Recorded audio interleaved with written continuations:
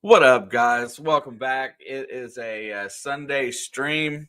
Dave, sorry to hear that you was leaving. I clocked in a little bit early because I was going to chat with you for a second.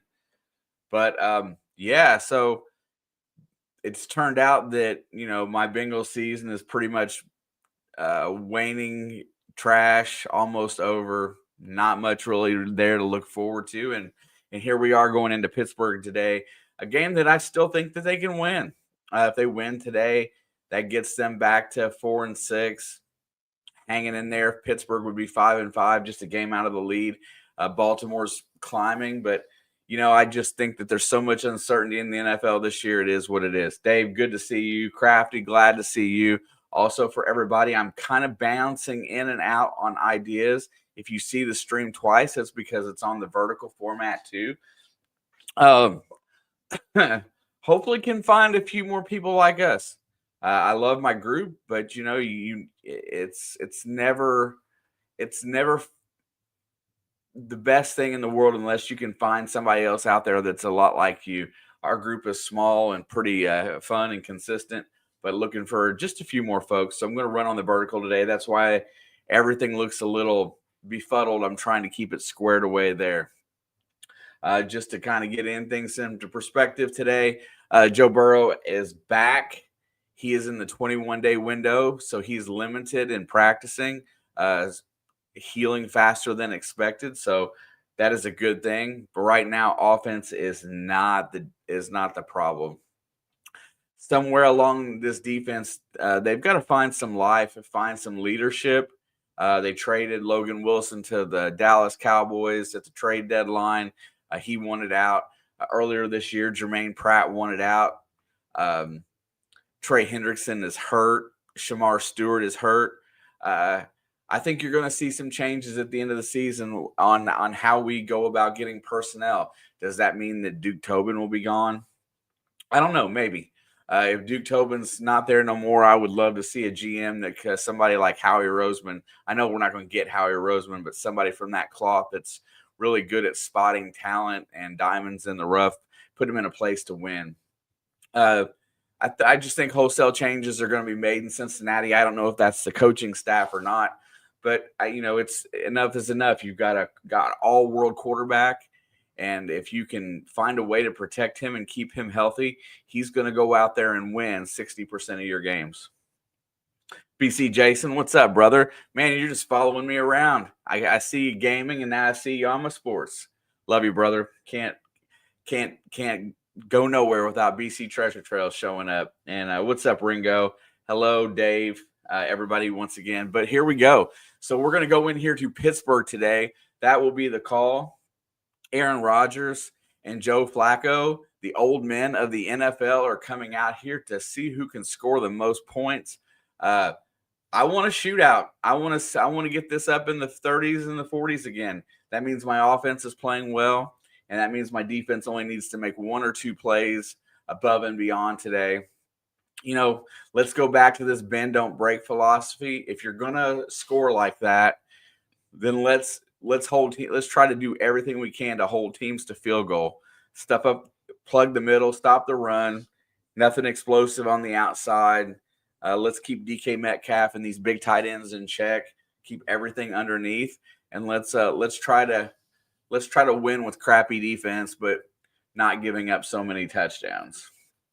Game is going to start here in just a second or two. Jamar Chase and T. Higgins absolutely are going to be huge today, but Chase Brown being able to run the ball, especially after his comments was made about the defense. I think he's got something to come out here. He's got to do a little bit better himself. 35 yards rushing. I don't care if you score 40-some points. It's not going to cut it for a number one back in the NFL. I support all channels. Besides, Santa has me keeping an eye on you. Jason, man, if Santa Claus is telling you to watch me, would you tell him to hook me up with early retirement so that I could do this kind of stuff all the time? What's up, Eric? Good to see you, dog. Hopefully you're doing well. Hopefully you're probably feeling about the same as I am this year, and that's okay. It's a thing.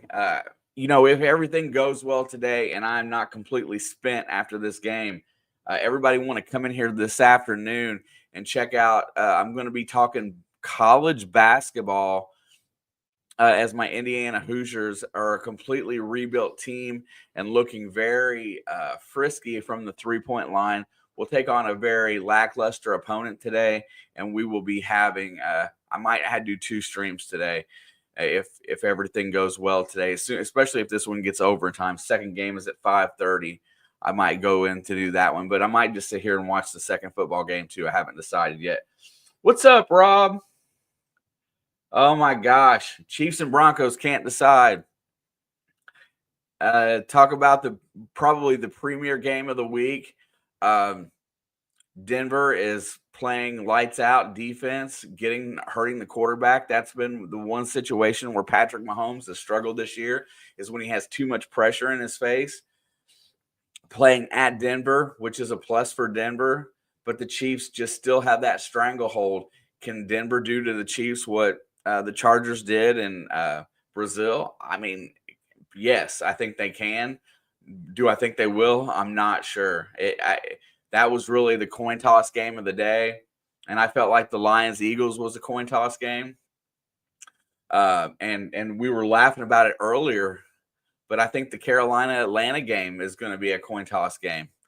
Call it what you want, but that's the way it's going to be. It looks like Pittsburgh will be receiving the opening kickoff as McPherson kicks it back to the left corner.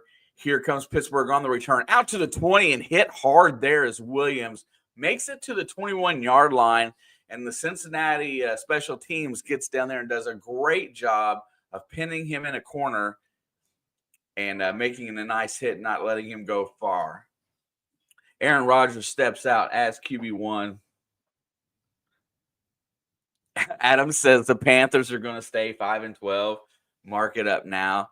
Bro, I hate to hear that for you, dog, and I miss you, my friend. Yeah, that's tough. That's tough. Here we go. 1st and 10. They're going to Aaron Rodgers is looking to flip it out. He has nowhere to go, goes to check it down. He gets it to DK, who steps out of bounds at the 26-yard line. And DK just put his hands up under the face mask of Joseph Osai, and they do not call any kind of a penalty for that after the play. I'm sitting here watching that. I want to see it again. They're not going to show it again because Aaron Rodgers looks a little frustrated as the defense looked a little spry on 1st down. Puppet, what is up, bro? Good to see you. Thank you. Smash the like, please, and thank you. Anybody new to the channel, please subscribe. Looking to grow. Play act. It's a handoff to Warren. He cuts up through the middle, and he is going to get close to a 1st down. Ball is out to the 29-yard line. It will be 3rd down and 1. Miss Georgianne, good luck to your Steelers today. I mean that because at this point, I don't care if we win or lose. It does not matter at the end of the day for the Bengals. I just don't want to see anybody get hurt. And at least you guys are still over 500. And there is the push. Looks like it's going to be enough for a 1st down as Jalen Warren, I think, come in and took the snap. No, it was 83. I think that's a Highsmith. A Hayward. I don't know. One of those names in Pittsburgh royalty. All right.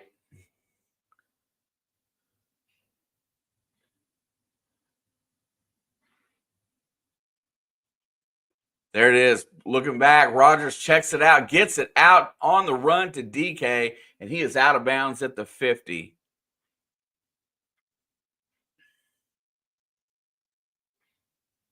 Got a puppet master in the chat this morning. What is up, brother? Good to see you, my young friend.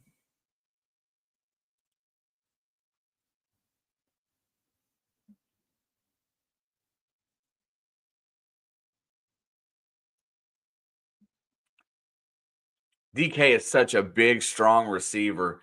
He's like literally a hybrid.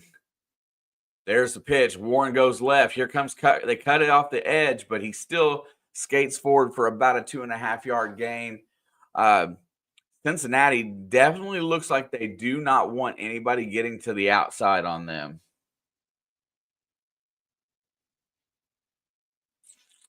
This last Friday was your birthday, homie. Well, happy birthday. I hope you got something out of the deal other than older.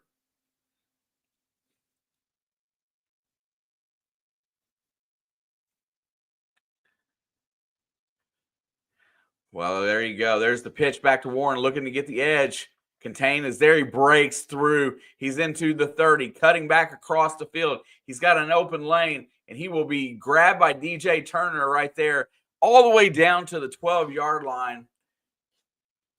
Piss poor tackling, which has been the biggest nemesis of this defense this year, shows its ugly head today. Warren was my fantasy pick for the day. I hate to go against my Bengals, but we just tackle so poorly. The only person that lined him up to slow him down was Turner, and he still didn't get a good grab on him, trying to tackle him by his shoulders. That's not where you want to tackle Warren. He's a big boy. Big 3-0. Hey, bro, that's great. 30 is great. 30s are great. There's a chip. There's a pitch out to the right. It's going to cut it back inside. Not much there, 1.5 yards, and that is Kenny Gainwell.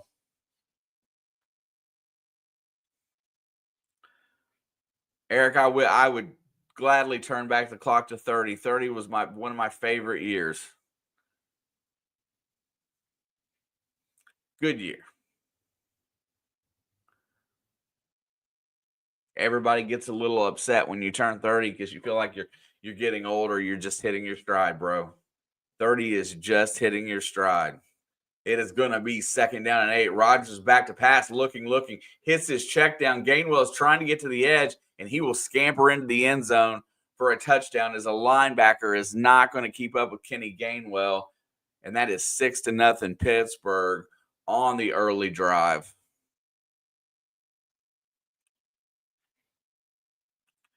Nobody there to get the running back. Linebacker tries to stay with him, but just can't. He has the coverage. Nobody on that side of the field, and he just runs it in.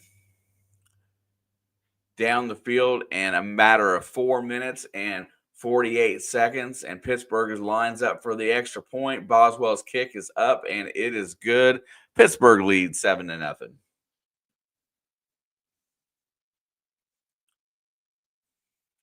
Gracias, Mitch Georgian. Speaking to membership programs, I've been taking the a YouTube class on basically heightening the membership programs. I'm going to work really hard at putting some good stuff together for both of these channels. I've been taking these classes that are a half an hour at a time or so like that, and just listening to what other people suggest and what different people are doing with those. And there are some really spectacular ideas going to try to start implementing on January 1st. A lot more content will start members only, but going to work into some new areas with the whole program. I think it's probably the best way for us small creators to try to get a grasp and build an audience. And I think I'm going to really me and Miss Alex for sure are going to emphasize it over here. Miss Alex is not able to be around today. Just in case anybody was curious, she's off at a rock concert today. We're going to see how her new schedule looks going forward, and hopefully we'll have some time, if not for game coverage, but for just in general Q&A live streams and talking about the games. We're going to find something to do a little bit more, but her life is about to hit a mode that she can handle again. So we look forward to that.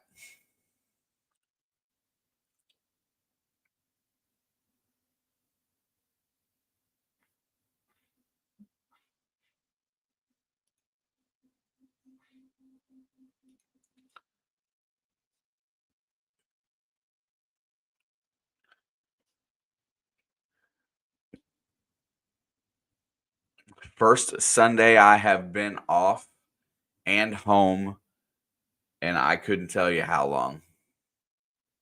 I'm not used to being here on Sundays. It's a very different feeling.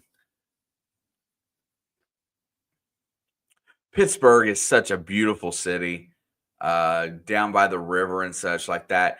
Georgianne, you would think as all the waterways and everything lines up in Pittsburgh, you would think that there'd be more magnet fishing videos and stuff that come out of Pittsburgh. All of the, off the banks of the river everywhere, you would just think that there would be more.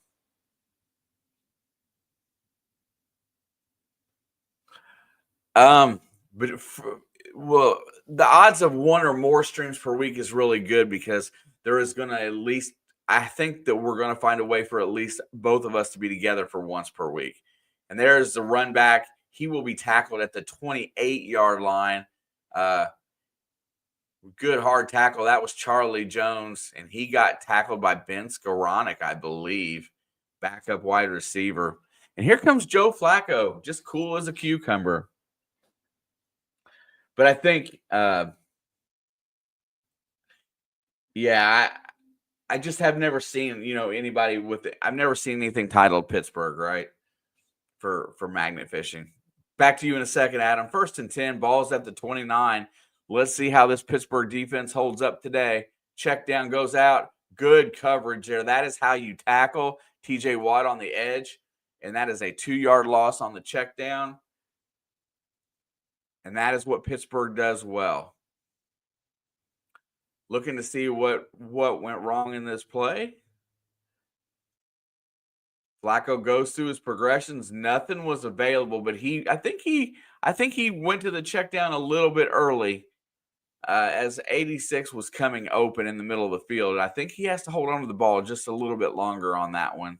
2nd and 11, loss of 1 there. Gets it downfield to Chase Brown again, and he is smacked for a no gain as Pierre comes up, makes a big hit on the running back.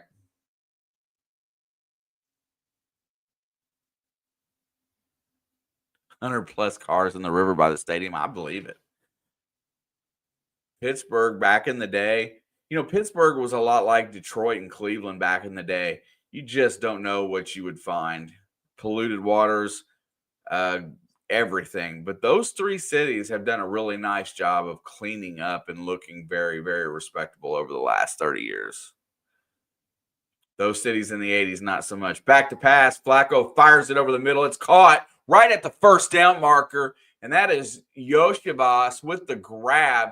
It looks like a first down to me. Coming across the middle, and gosh, Flacco just delivers a dime in there. They're lining up to go fast. Back to pass again. Looking. Fires it over the middle to Chase. A little bit low. They went really quick there. I wonder if they thought that maybe that pass wasn't complete. I'm not sure. Joey Porter is on Jamar Chase today. This secondary of Pittsburgh is built to play Cincinnati.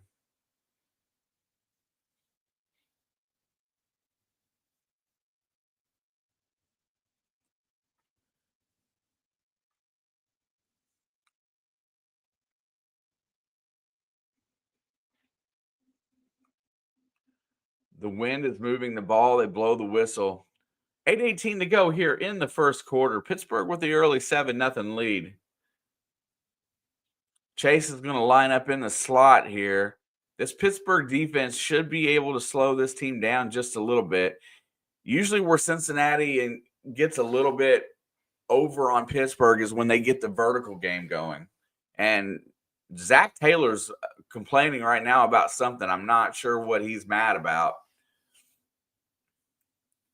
Having a cake job for the last 6 years, I wouldn't be mad at all if I was Zach Taylor, especially even if I was going to get fired this year. There's the snap, handoff. Chase Brown kind of scampers forward on 2nd and 10.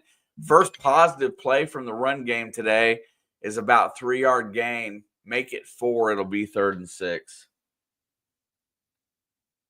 Yeah, Shamar Stewart, I have a bad feeling that he is going to be a bust. Miles Murphy from last year, I have a bad feeling he is going to be a bust.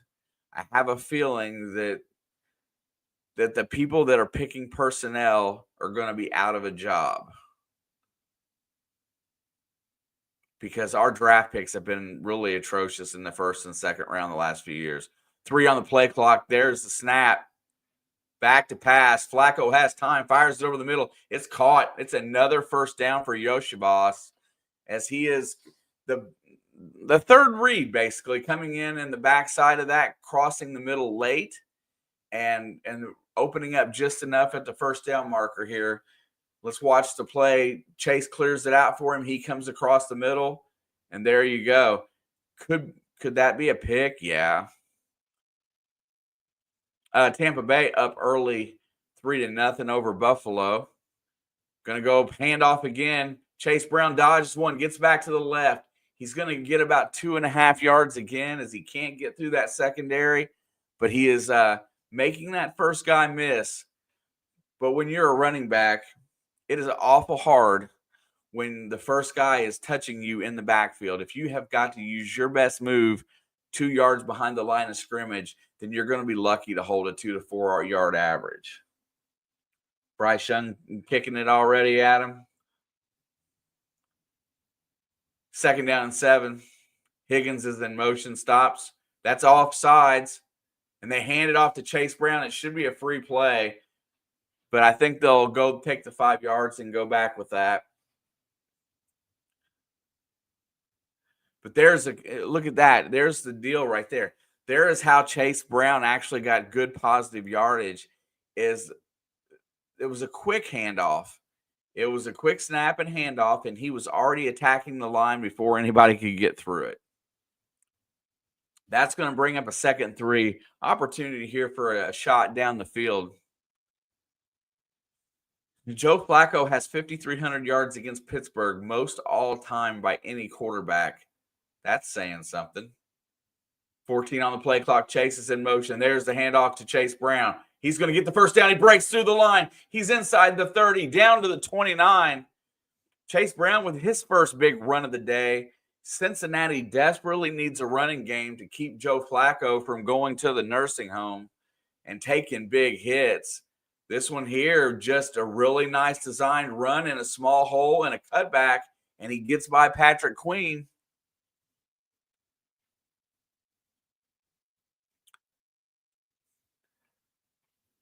Chase Brown really needs to put up today since he ran his mouth about the defense. Needs to do his job.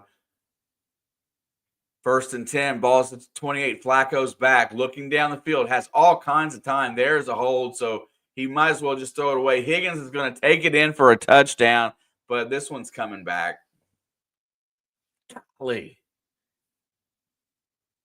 Unless it's a defensive.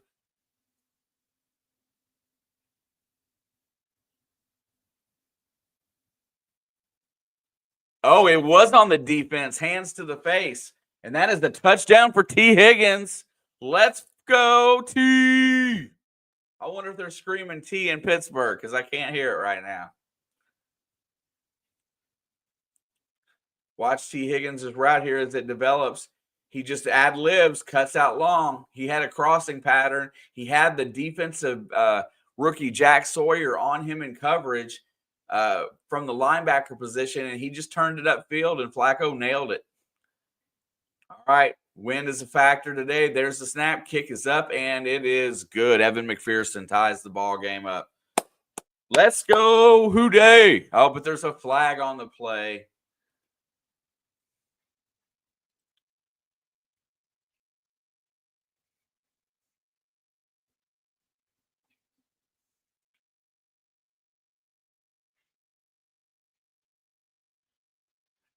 Can't hear what the penalty is, but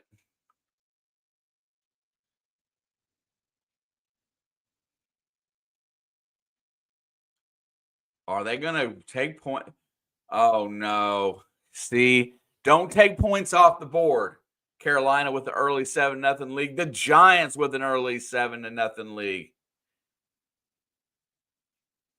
So they're going to go back up and push out here and try for 2 here, which I disagree with adamantly. This 1 point or 2 points can change the whole trajectory of the game. I don't like it. I don't like it. Don't never take points off the board. They are lined up. I don't like it. Everything in a bunch pattern. If they run that ball, Flacco goes to the outside. There goes Chase Brown. He's going to try to scamper in and nowhere close. Taking stupid points off the board. This isn't college football. What the hell is wrong with you? God, what is wrong? Why the hell would you call that play? You're just, okay, watch this. The ball's at the 2-yard line. Now you have no element of surprise whatsoever because Chase Brown is now taking the snap as your quarterback. Unless you're going to have him throw the effing ball, Pittsburgh's got 9 men in the box. Now they're all coming straight forward because they know that they're not going to throw it. That play has no chance of success. 0. None. There's no way you're going to score on that. It's especially in a bunched formation like that where everybody's lined up in a blocking position. There's nowhere to go.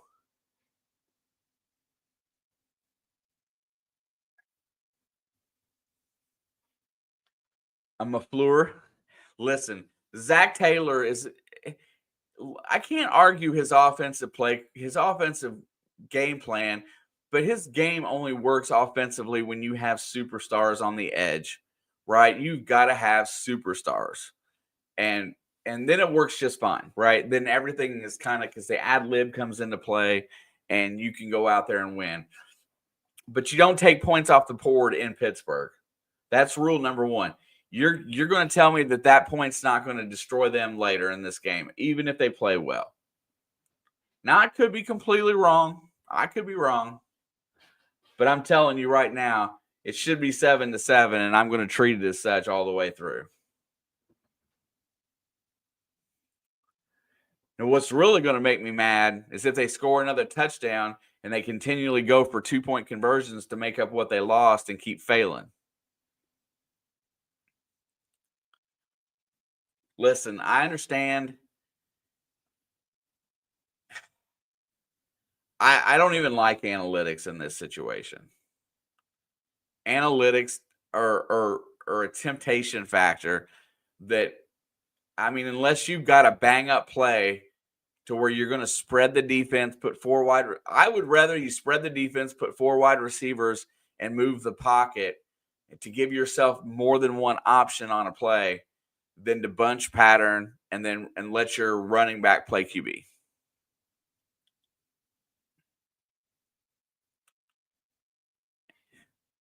It's just what did anybody watch the Washington-Miami game today? I'm telling you that those are both very capable teams that there's something wrong with their coaching right now. I saw Mike McDaniel. I saw both coaches try to lose that game and wrapped up inside the 20. That's Jalen Warren on there. Jules, number 37, whom I don't even know, makes a great tackle. Here it is again. Flacco moves out to the right. Nobody's looking. 1, 2, 3, 4, 5, 6, 7, 8, 9, 10. They're all in the box. Everybody's in the box. Throw the ball. There was no chance of success there. He ran right into the thick of that defense. All he had to do was run towards Flacco and then throw it. The game this morning, horribly coached. I can't understand.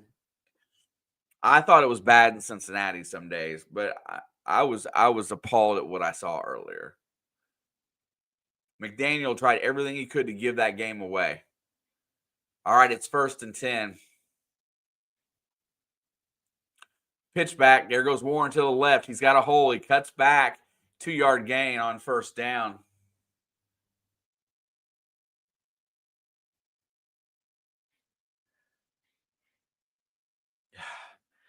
You know what? But you had to think, Crafty, that those two teams, right? Marcus Mariota has a little bit of an it factor as a quarterback. He can make things happen. And it was just bland and blah, and nobody wanted to win. I mean, nobody wanted to win. Take the points. Oh, there's a pitch out. Kenny Gainwell's got a lane. He's going to be short of the first down, maybe? Nope, I think they got it. They gave him the first down. This defense is slow to react. And that's why these little scat backs like Kenny Gainwell that have that incredible first step do super well against it.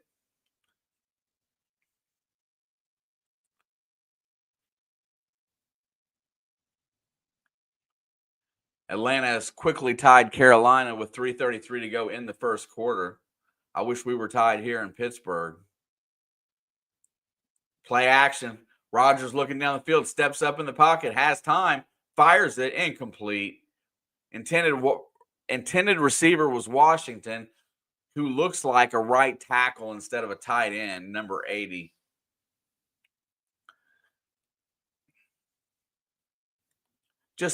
But no, that game earlier today was gut-wrenchingly horrible. It was boring. There was nothing to it. Good coverage downfield. Battle was looking for Metcalf. Rodgers had the whole right side of the field to work with here, and just decent job. 2nd down and 10. Bunch formation here. Looks like that's got to be on the off. Oh, they're going to call it encroachment.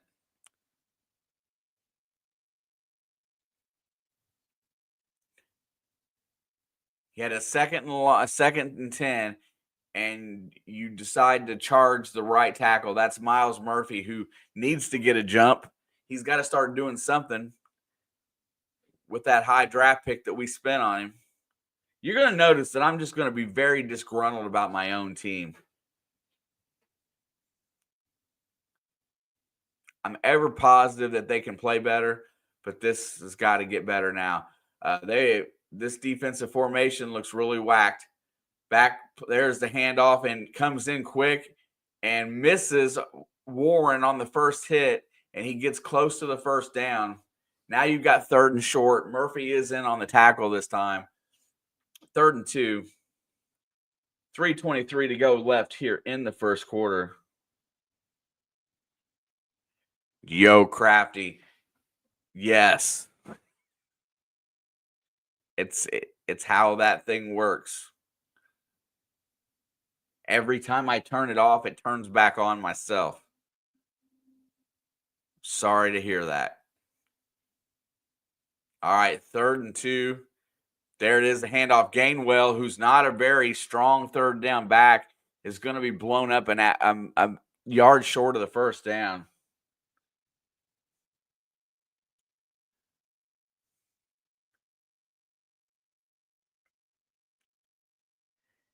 That's a big boy there, number 98. I guess is that TJ Slayton. It's 4th and 1. They're leaving their offense on the field as Mike Tomlin is getting in a little bit in gambling mode right here. I think they're going to see if they can draw them off sides, but let's see what they do.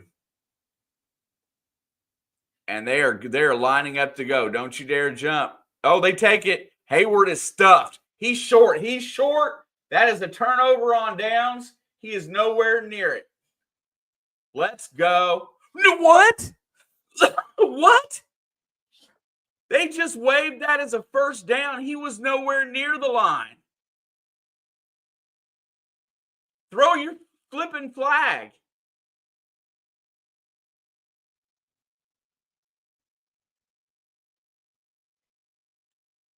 He comes in short.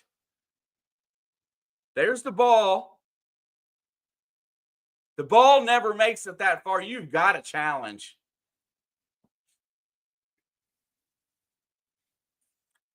That ball made it nowhere near that line.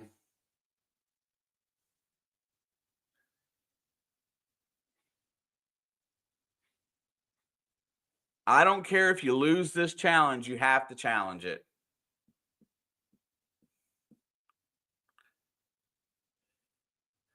Right? The head gets close, but he never gets there.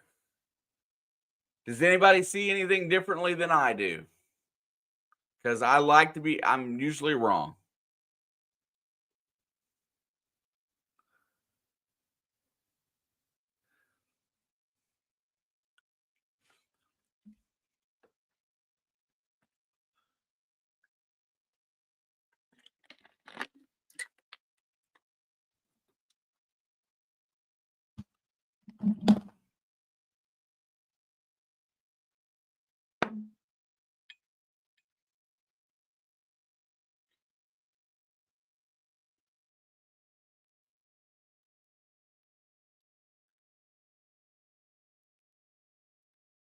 One second.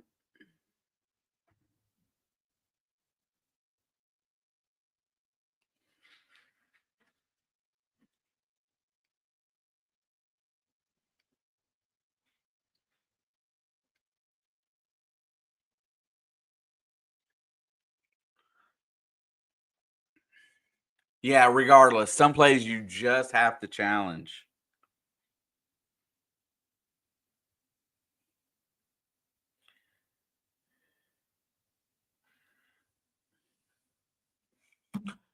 I'm gonna say that they're probably gonna uphold it, and I'll tell you why. Just because, when you're in this part of it, you got to look at things objectively. And the thing of it is that I can never see, and with any of the angles, is that I can never see the ball. I see his head past the marker or get right to it, but I never see the ball. So I can't tell you if he reached out or not. And they're supposedly got that new device in the ball this year that tells them where it's at. Oh my gosh. If that's the case, I'm going on fourth down all day because he looked to be a foot short. At least that much.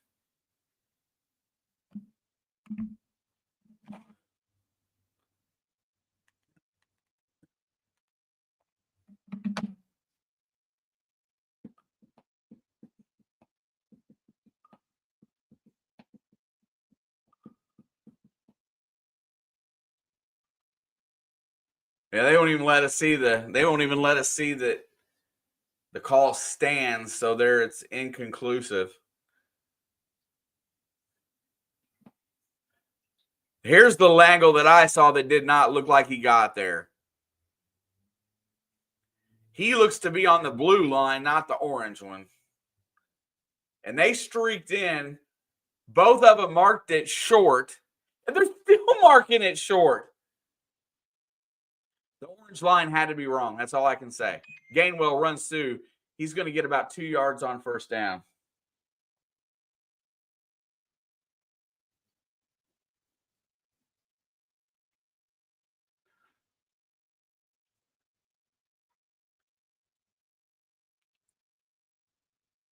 Second down and 8, 2 yards for Gainwell there. They're showing it again. He did not. He is nowhere near that line. Nowhere near it.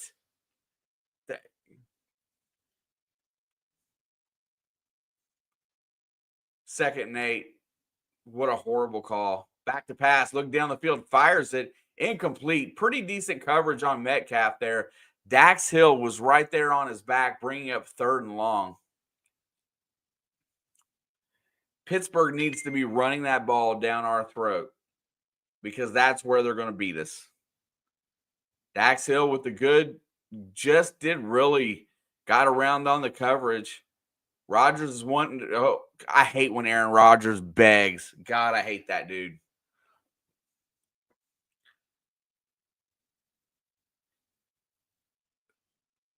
Third and 8, huge play here. 53 seconds to go. 3 on the play clock.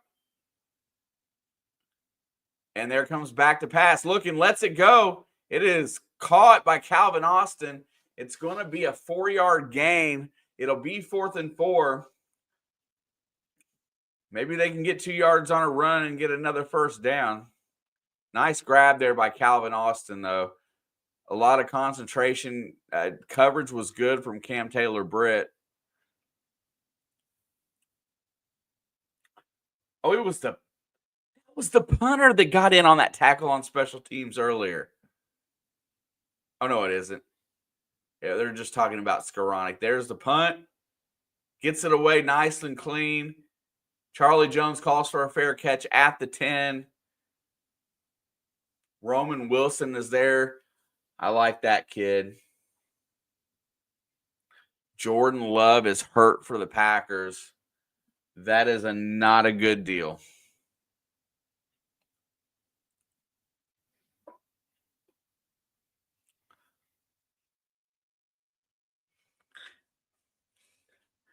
Mark my words, that point is going to eventually cost them this game.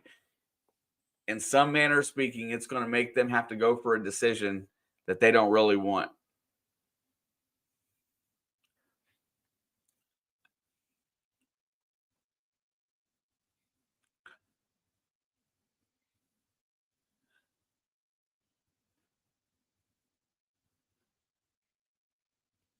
If Cincinnati can continue to move the ball and keep this defense on the field, they've gotten more stops in this game than they've gotten all year, I think. Chase is in motion. Handoff. There goes Chase Brown. And he busts through the line, and he's going to get about 3 or 4. That's a pretty good run. Then I'll take us to the end of the first quarter. Cincinnati trails Pittsburgh by 1 because somebody dangles 1 free point in front of them, or 1 extra point, and they bit. If it was me, I'd be committing defensive penalties every single time and trying to tempt teams into going for 2-point conversions. Take that penalty on the kickoff, take your 1 point, get 5 extra yards on the kickoff to make sure that you put that ball right where you want it and play field position.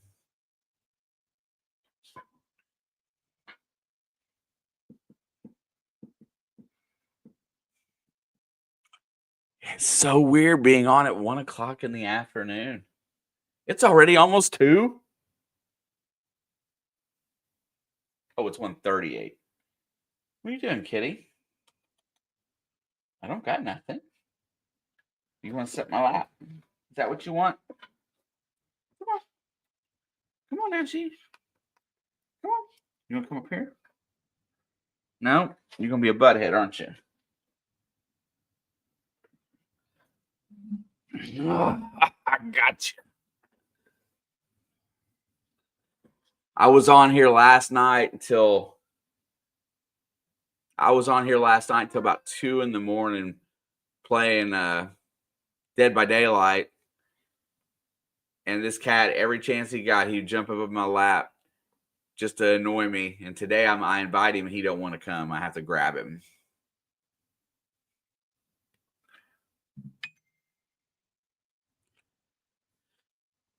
Cincinnati can really help Baltimore's cause today, and Cleveland can really help Cincinnati's cause today.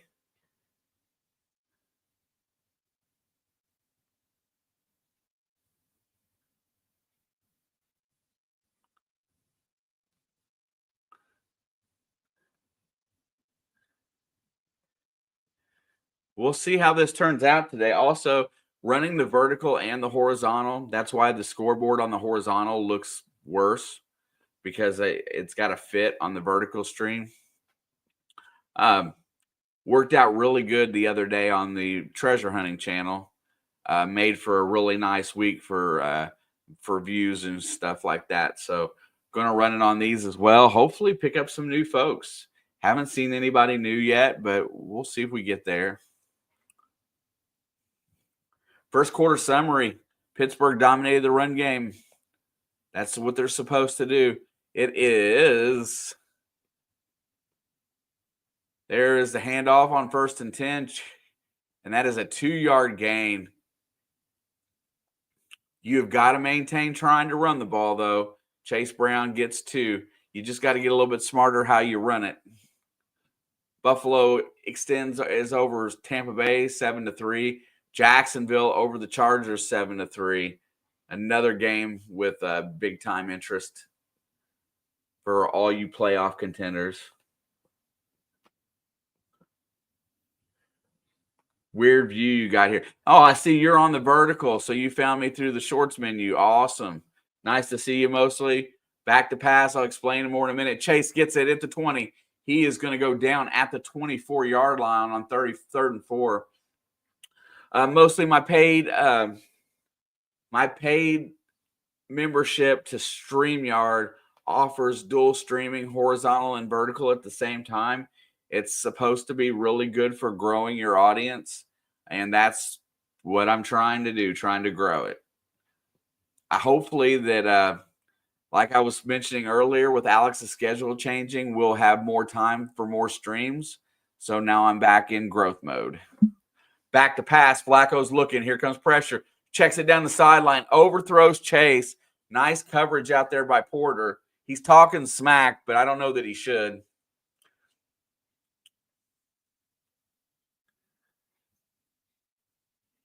Jamar Chase has really matured this year. The regular view, the only thing that's really different is the scoreboard is small. And that's because I didn't feel like manually doing one today.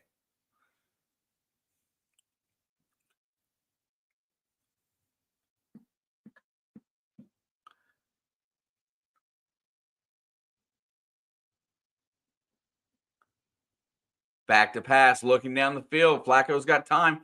Checks it down. It's completed. That's Yoshibas for a short gain, but brings up 3rd and a little bit more manageable. 3rd and 8. 3rd and long is not where they want to be. Gives Pittsburgh a lot more defensive options.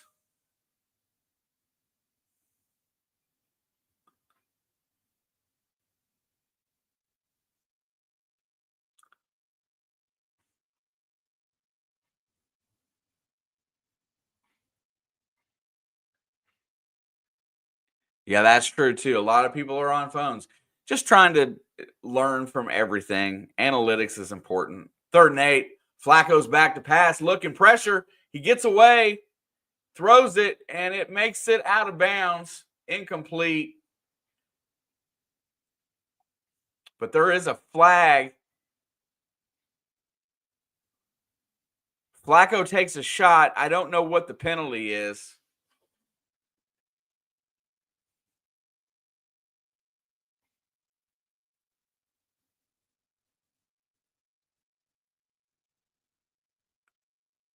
Oh, they're going to get Watt for roughing the passer because he came down on with his weight on the shoulder.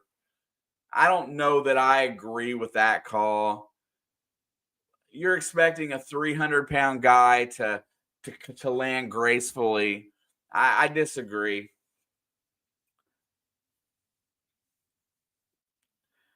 I totally disagree with that call. You're telling the guy to be a killer and then to not kill. I don't know. It's football, not flag football. 1st and 10, balls at the 40. Handoff. And there's a nice run. Who is that? Number 25. That's Taj Brooks. I don't ever get to see him play very often. He takes the old Giovanni Bernard number and actually kind of looks like him. The format on the phone looks good. Thanks, Ringo. I mean, that's the goal. I'm trying to, like I said, just trying to make things be better, look better. It's not the initial hit, it's the way he came down on him.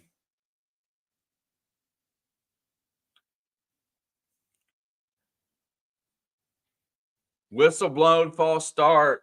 Okay, I'm confused. I think I'm on the other stream. Do you have to watch 2 different comment sections? I don't watch 2 different comment sections. It's all intermingled into one.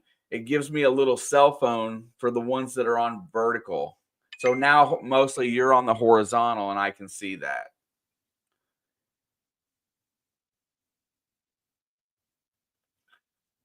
And Ringo is still on the horizontal as well, but he says he likes it on the phone. I don't see the vertical format for him. 2nd and 10. Ball is at the 40-yard line. That negates that nice run by Brooks. There's the handoff to Chase. Chase Brown gets about 4 yards, maybe 5. It's going to bring up 3rd and medium here. It's the same stream, just in two different formats. If you're watching on your phone, the vertical might be the best way.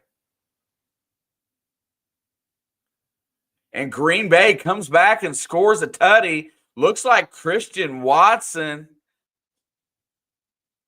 as with the backup quarterback, I assume. Stay tuned.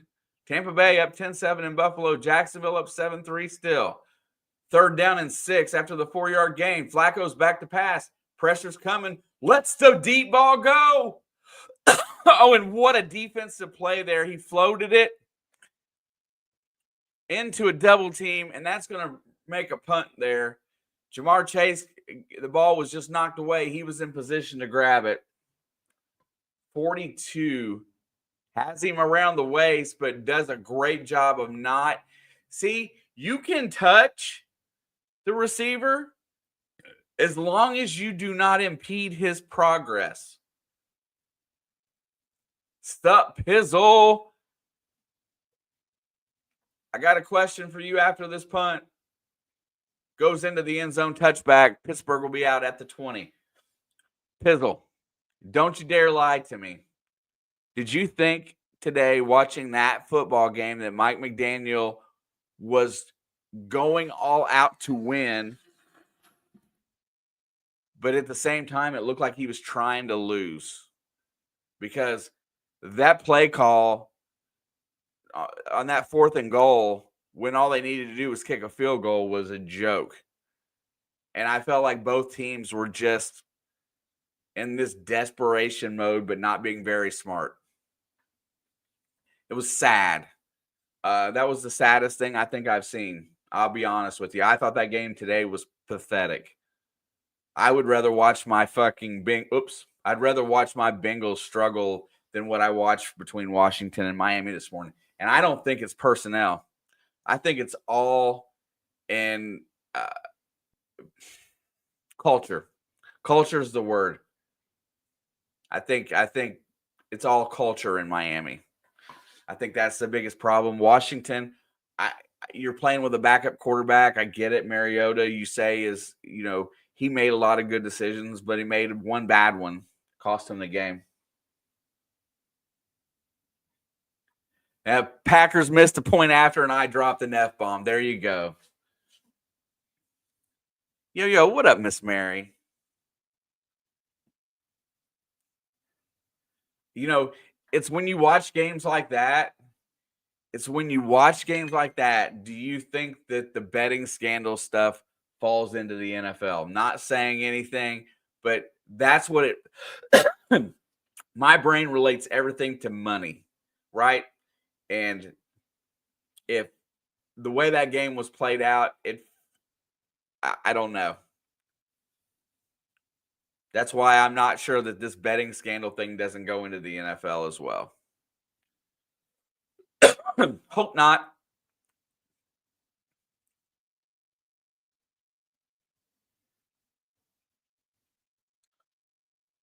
You doing well, Miss Mary?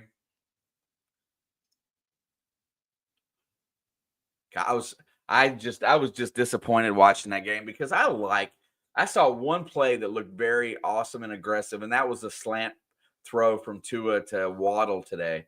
Everything else in that game just felt like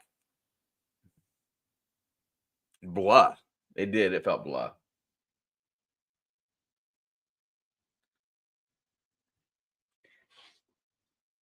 I know, bro. I hate to feel that way, but I just feel like everybody can be bought, right? I feel like that. That's why I hate gambling in the NFL.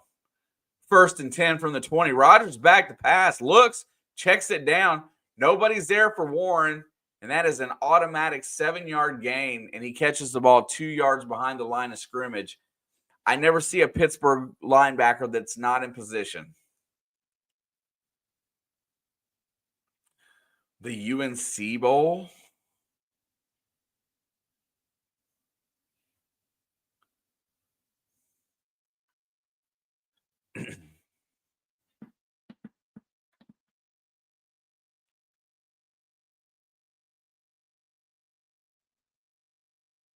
I still love Pete Rose too, mostly. You and I are on the same boat there. Pitch back to Warren, and he's going to be slowed at the line of scrimmage.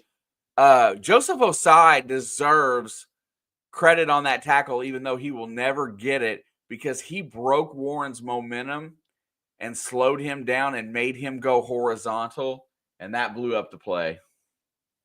Yeah, Pete Rose died last year, Miss Mary.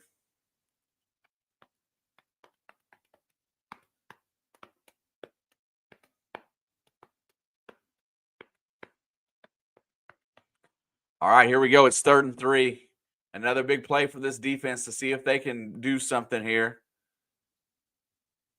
Coverage looks solid. Here comes pressure. Not going to get there. Goes long to Metcalf, and he overthrows him. Aaron Rodgers had Metcalf on the corner route there and just couldn't get it down there. DJ Turner closed, but the ball was just overthrown.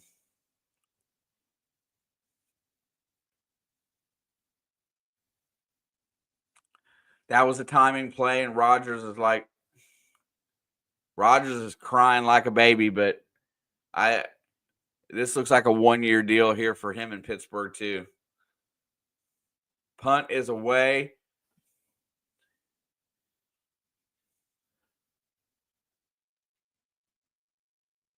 Bounces straight up in the air. Now watch this. That almost looked like it hit off a Bengal foot there on that punt.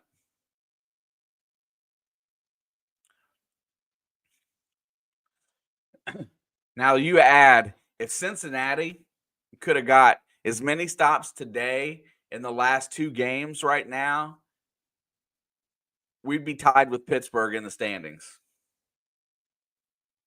Or close. We'd be 5-4 right now.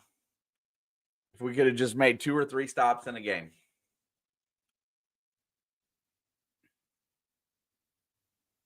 Just to think how that sounds.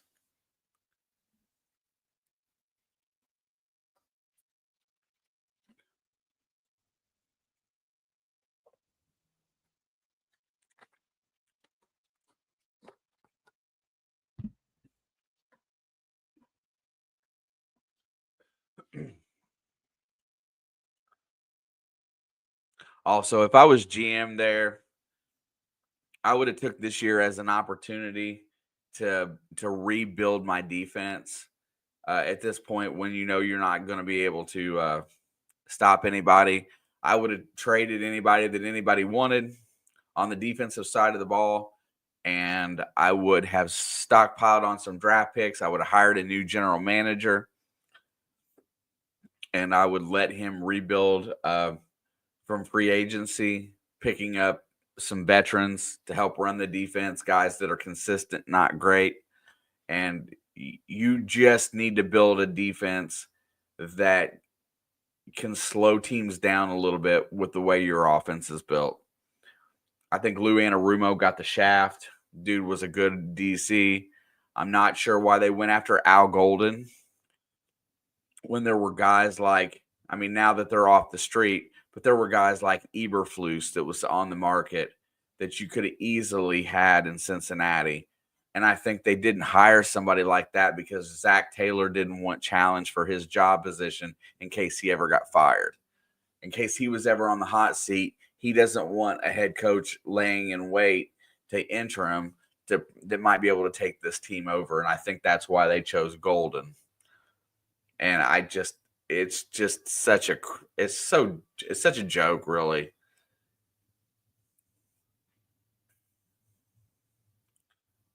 I would have jumped all over Robert Zala. I would have jumped all over Mike Vrabel the previous year. Those are guys that you could have fixed your defense with them being with you for 1 year. Jump all over those guys, especially when they're terminated early.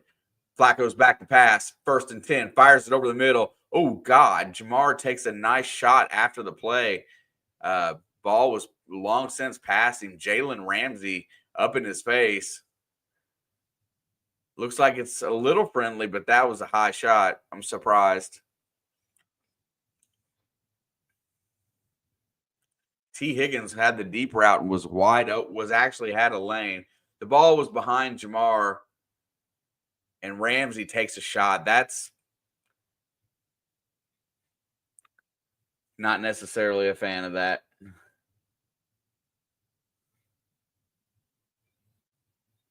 Second and 10. Buffalo regains lead, 14-10. And there's a whistle as they get called for a delay game, which shouldn't really happen. Makes it even worse. Bye, Miss Mary. Hope you guys have a good day.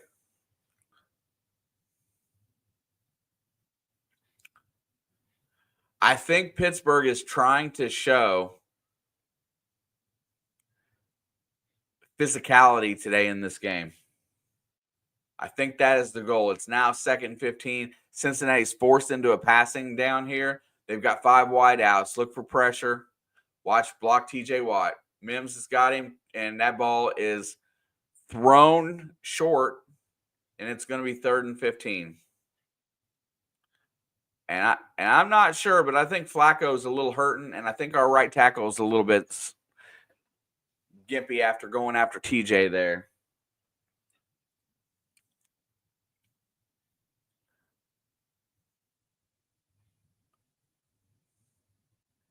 And Sample was open on the right-hand side. Terrible towels are out in force right now, 3rd and 15. You just got to let one go here. Take a shot down the field. Gets it out as he takes the short route over the middle, and that's a safe play. Gets it out to the 28 and brings up 4th down and another punt. Noah Fant with the catch. What up, Dennis? Stop by to hit that like. I appreciate you, dude. Swiffle in the house.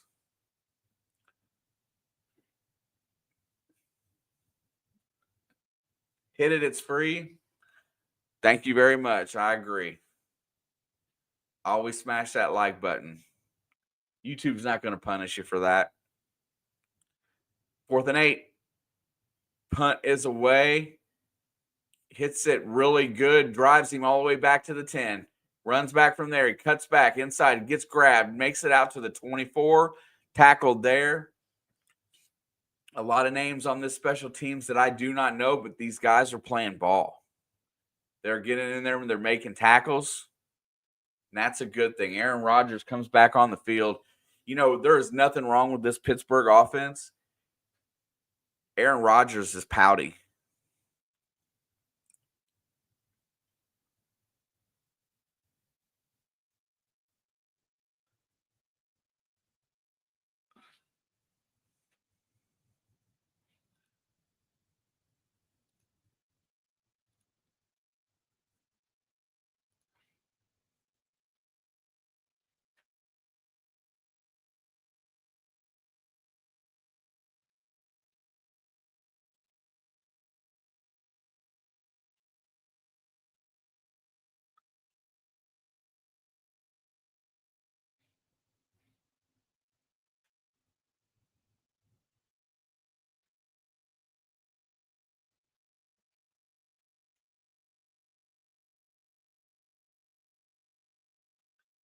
Let's see. Just checking out right now. 1 second. So far, nice.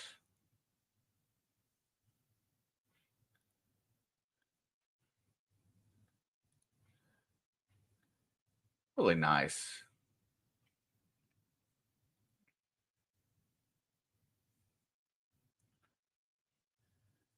$50-yard TD run by the Bucks. Awesome.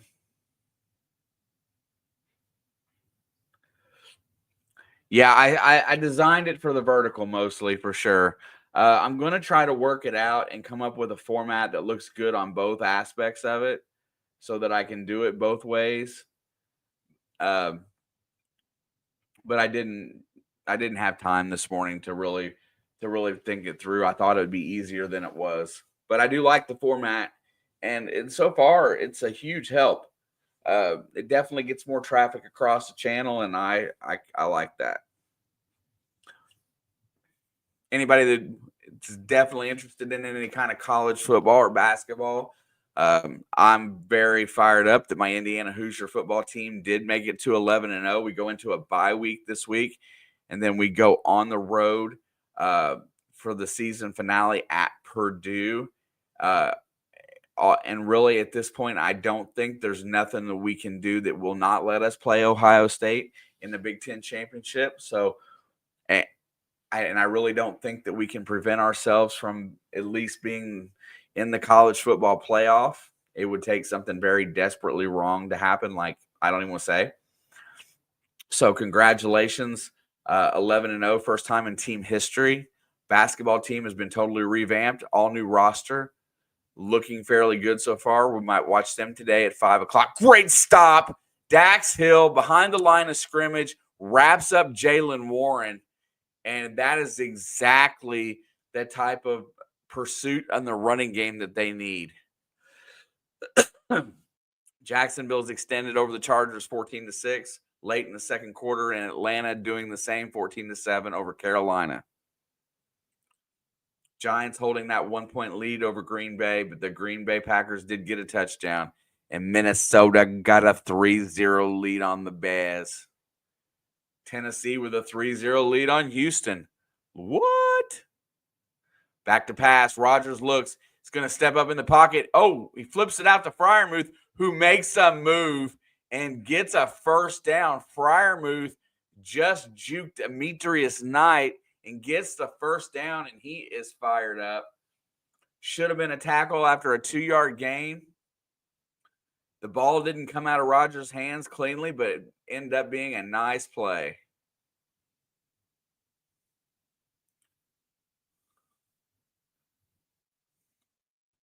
Oh, he had to throw it around a guy. That's why it looks so funny. Freiermuth just juked Demetrius Knight. There's where you do. You gotta stay on the midsection. That's where you're looking at. Tackle the waist. Don't tackle the ball. 1st and 10. Ball is at the 41-yard line. Play action. Looking downfield. Everybody's rolling out. Murphy cuts off Rodgers. Now he fires it back across the middle. Incomplete. Looking for Jonnu Smith at the 50. Low and outside is the call on the throw, and Jonnu Smith cannot get his paws on it. 2nd down and long. Myles Murphy did a really nice job there from that defensive end side of cutting off Rodgers from going towards the sideline to make that throw.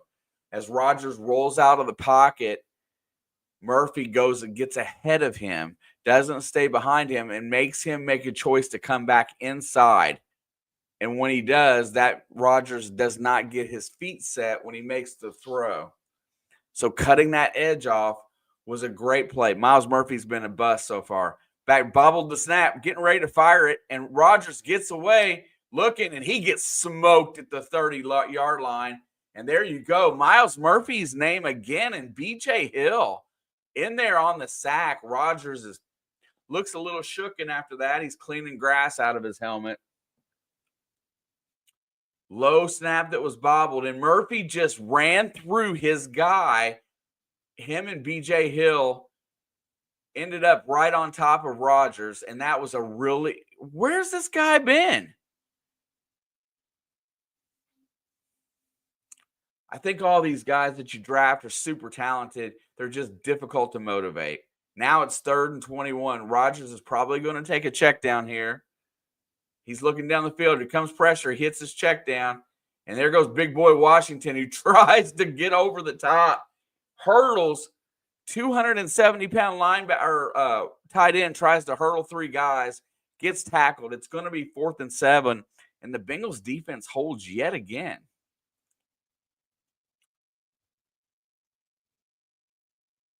I love Darnell Washington. You just see that guy running at a couple cornerbacks. He decides to try to jump and run through them. What? I love it. 4th down and 7. Don't you go offside. Snap, punt, clear. He hits it going down the field. Charlie Jones is going to get it at the 12, out to the 15, and out of bounds at the 18. Charlie Jones, the Pittsburgh product, or Purdue product from a few years back, hasn't really emerged in the receiving game so much, but he's definitely been a very good punt returner and kick returner. What? Anybody that's new to the chat right now that's hanging out, please hit that subscribe button. ring a bell, leave a comment, get in here and start chatting so some of these other folks can talk it up with you. That's how it works around here. You don't just come in and listen, you be a part of the day. Makes my day easier when you chat.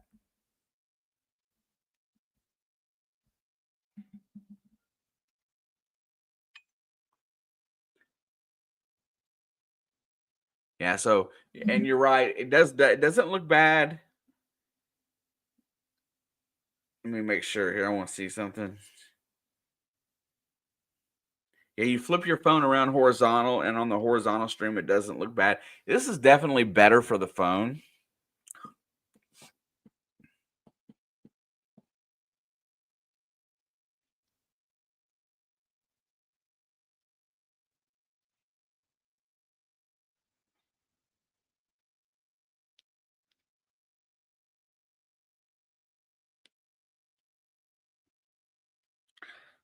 I just want to see what it looks like in the vertical live stream as well.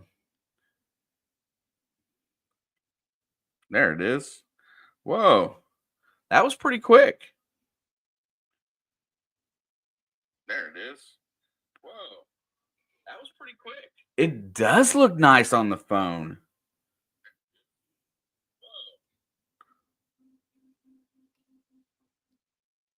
Okay, I see why that's kind of appealing. It does look nice on the phone. Okay.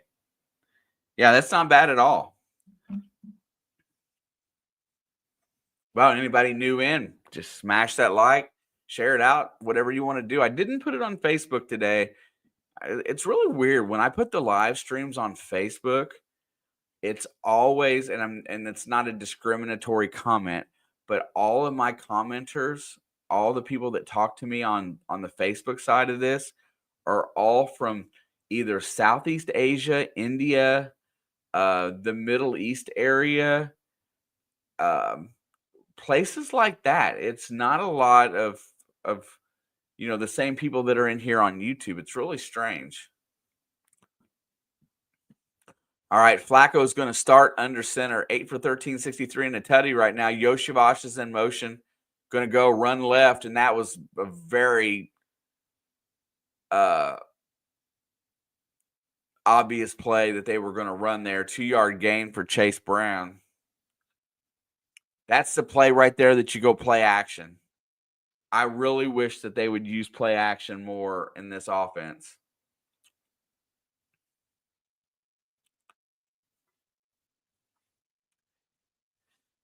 I'm telling you, Green Bay just went up on the Giants 13-7. Chicago gets a touchdown in Minnesota, up 7-3. Tennessee still with a 3-0 lead over Houston. Back to pass. Flacco looking. Here comes pressure. Sawyer's got him. He checks it down to Chase Brown. And Chase Brown will get another 2 yards. It's going to be about a third and maybe 6 or 7 here.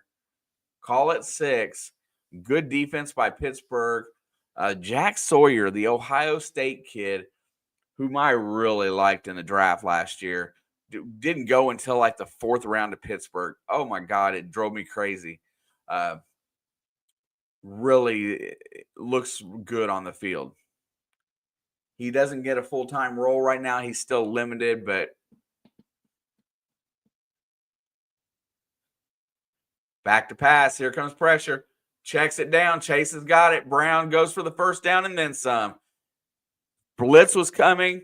Flacco hit his check down, and good play by the Bengals. Josh Allen picked again.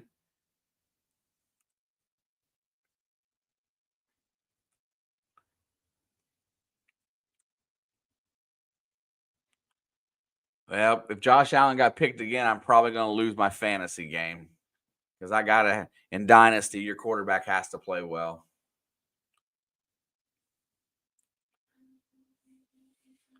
Chase Brown having a pretty nice game so far in the first half today, 50 yards, 32 passing, back to pass. Flacco evades it, gets away, throws it away. And I don't know what the Pittsburgh bench was waving for, but Flacco barely avoids Watt.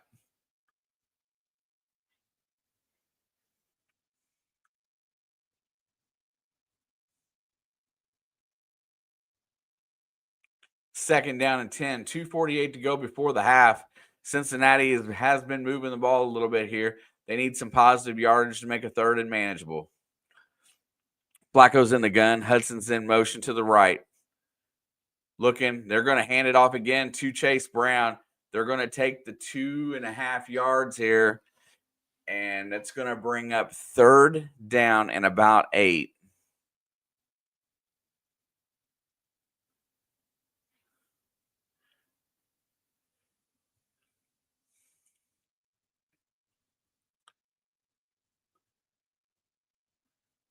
Cincinnati's defense has done an outstanding job thus far today. Should be enough to help them get a dub. Game should be tied, but that's another story all on itself. Flacco's back to pass. Here comes pressure. Got time. Fires it over the middle, and it is woof. Chase Brown is hammered. Is there a flag? Everybody's wearing yellow gloves, so I can't tell if there's flags or not. I don't think there is. Looks like Brown was on the cutback across. Oh, no. Good defense. Read the play well. Somebody was jumping in front of it. That's why. 29 jumped the ball. 41 might have been a little bit early, but that's Kyle Duggar. Just got traded over from the New England Patriots. Good punt. And that's going to run Calvin Austin back to the 3-yard line. And there he's going to be tackled at the 8. That ball would have went into the end zone if he'd have just let that go. Special teams for Cincinnati playing very well today. It's the offense that's struggling today. Of course, Pittsburgh's defense has a lot to do with it, and this win on the road has a lot to do with it as well.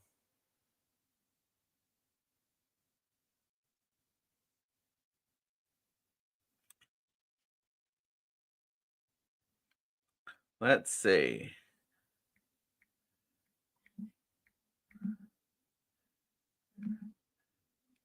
I'm just going to see how long it takes. I don't usually get on. There we go. So the vertical does look really nice.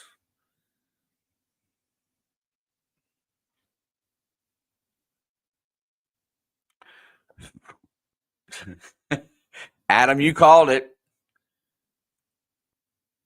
Now the question is can they hang on to that lead? Historically, they've been bad this year about not finishing games.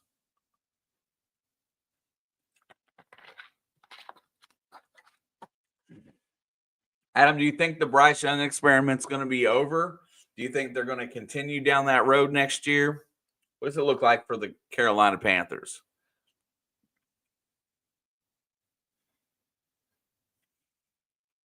Also, how many of y'all think that who's going to look better as quarterback, Mac Jones or Brock Purdy when Purdy comes back today? He's playing good. I don't get much opportunity to watch Carolina. Gotcha. 9 for 11 with a touchdown.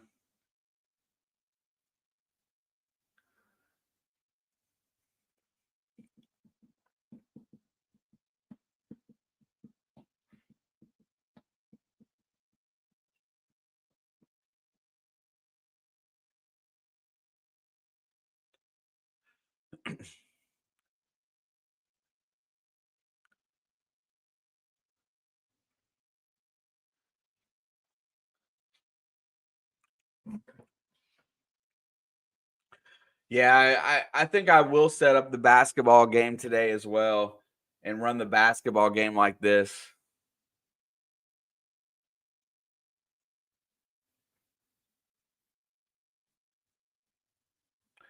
Close out the half with a field goal is okay. We start the ball. Yeah, the middle 8, bro. That's so big in football games. That middle 8.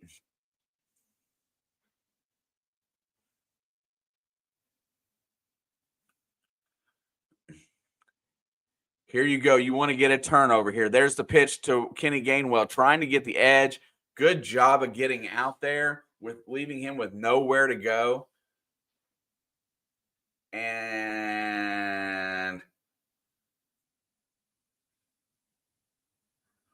face mask on the offense?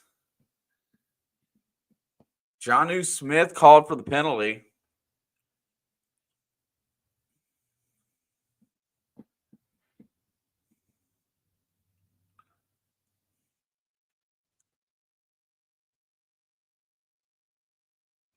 Right there. Oh, he ripped his helmet backwards and still made the tackle. Good job, Cam Taylor-Britt. Way to get your head ripped off and still make the play.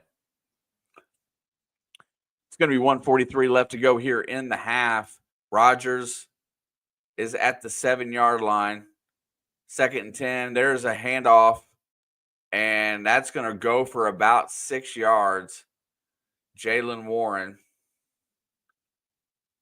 It's going to bring up 3rd and 4 here.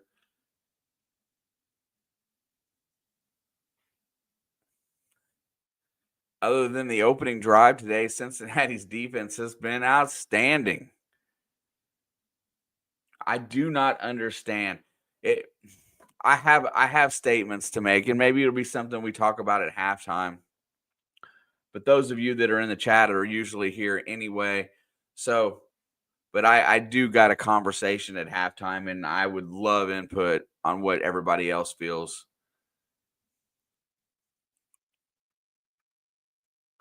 3rd down and 4. Arthur Smith's got the play call over there. This is going to be a big one. Cincinnati, with them being pinned like this, would love to get the ball back for a chance to put a field goal up before half. Get good field position. Rodgers is in the gun. 7 on the play clock. There's the snap. Here comes pressure. They're on him. And he skits away, runs away. He escapes. Aaron Rodgers is going to take off and run for it. And, oh, I see a Bengal that is limping as Rodgers escaped and got the first down. I've never seen Aaron Rodgers run. I'm surprised he didn't pull a hammy. Cam Sample is the one that looks like he came up limping. Yep. Yeah, he's the Cam Taylor-Britt made sure not to hit him. 1:06 to go here in the half. Rodgers is back to pass. Pressure's coming. Checks it out. There can't be a flag on that. There is a flag on that.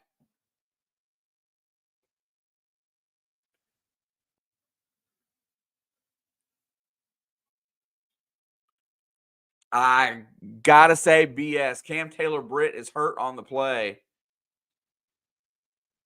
They're going to get him off the field. Let's see. 5-yard, both hand fighting. I don't know. They're both looking back at the football. Sure, call it a foul.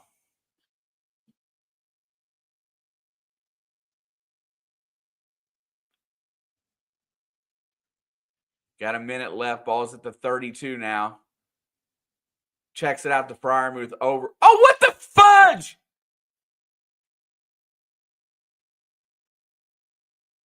That better not be on battle.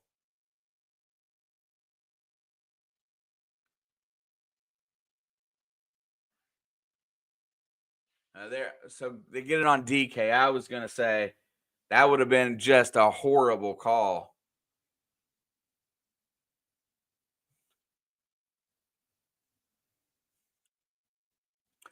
I disagree that I don't know. I don't like the way they're calling this game for both sides. That is a pick, and it is illegal. But 1st and 20, ball is back at the 23. Pressure, and Rodgers gets smacked. Kenny Gainwell cannot come up with the play, but oh no, here we go again. Oh my God, they're just how is that roughing the passer? Let's see. I disagreed the last one. That is not roughing the passer. He got blocked into him.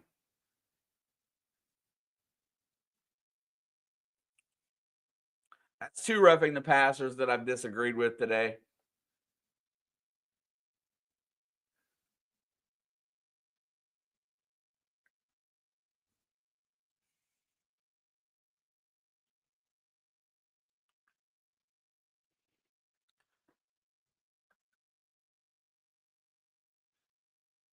Back to pass, looking again. Pressure across the middle. He hits Washington. And Washington just barrels over like 5 people. Wow. Darnell Washington. Go back and watch that play. Did you see that? He has a linebacker on him, Demetrius Knight, probably our best tackler. Then he barrels over Geno Stone, and then Miles Turner goes to knock the ball, or DJ Turner goes to knock the ball out, and he barrels through him too. That's Pittsburgh football right there. Kenny Gainwell is going to scamper for a first down. They've got 37 seconds now to try to get this thing into the end zone after some just absolute garbage officiating, throwing penalty flags. Now we're down to 34 seconds. As I said before, you cannot give up touchdowns. You have got to hold the field goals. If you let them score a touchdown here, then it's an 8-point game. And it's a bigger ask to come back. If you hold them to a field goal, it's only a 4-point game.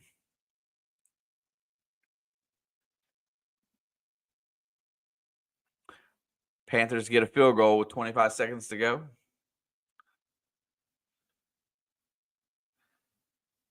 The beauty of this game is Aaron Rodgers is getting hit, and he's getting a little antsy in the pocket. Miles Murphy's played well. I never thought I'd hear the day where I said that.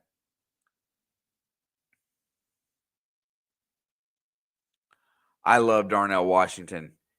That was the best play. He just ran over people. I dare you to try to get in front of that guy. There's a snap. Play action. Looking down the field. Has pressure. Block. Good job by Demetrius Knight to not. Oh, no. What is the flag now? Come the.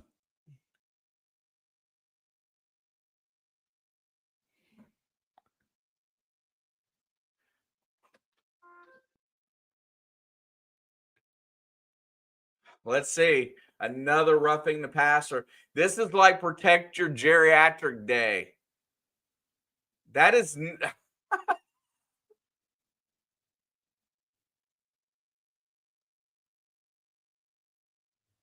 First and goal.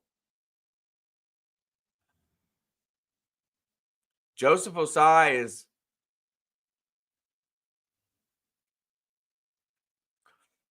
Ball is inside the 10, 30 seconds to go. All this crap, you have got to hold on and play defense here. Do not let them in the end zone. Let's get a turnover. Pitches it to Gainwell. Gainwell's got the edge. He's cut off, stopped at the 7-yard line. Nice job, Dax Hill. That is what you're supposed to do right there. The Buffalo Bills score a touchdown, up 21-17 right before half. Jacksonville with the 8-point lead just before half, or at half. Atlanta 21-10 over Carolina. Carolina receives the second half. And the Giants mixed an extra point. His hand hit his face mask.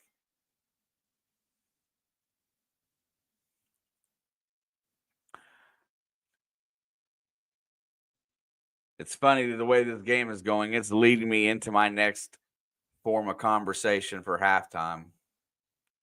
Second down and goal. Ball is at about the 7-yard line. Rodgers is in the gun. Yes. Jonnu Smith is in motion. Back to pass. Here comes pressure. Up the middle. Rodgers scampers. Gets away. Looking. He throws it up in the air. It's caught, but out of bounds.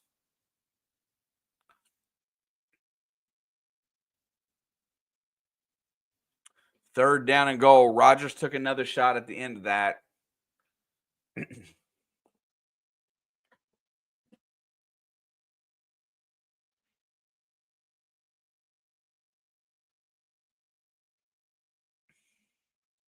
Carolina and Atlanta go to the half. 38 seconds in New York till the half. And Chicago goes to the half with a 7-point lead. Aaron Rodgers is hurt.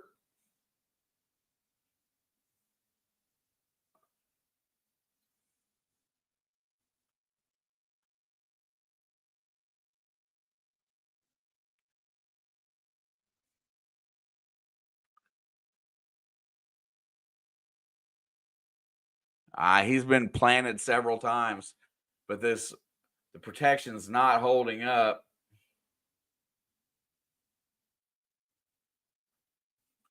At some point, quarterbacks just have to get hit. Oh, he's bleeding.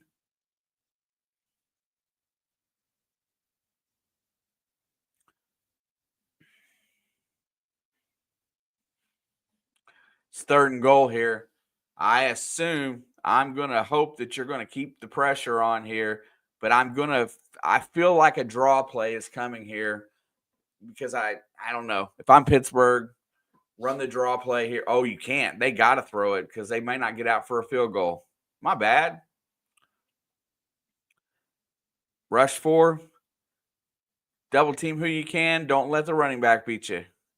Back to pass. Here comes pressure. Fires it, and it is incomplete. Good defense by Newton out there on Roman Wilson. And I think Aaron Rodgers was just throwing that ball away.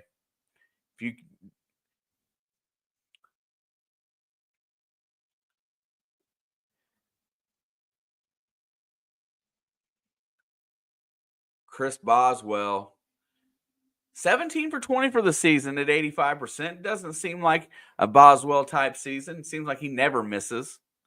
Kicks up, and it is good. Pittsburgh with a 10-6 lead. Packers are shitting themselves, bruh. Aaron Rodgers goes to the locker room.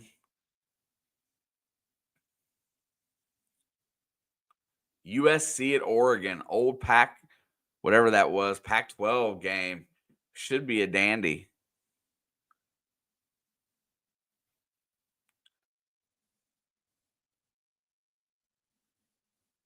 Two fumbles in one play. What's up with that?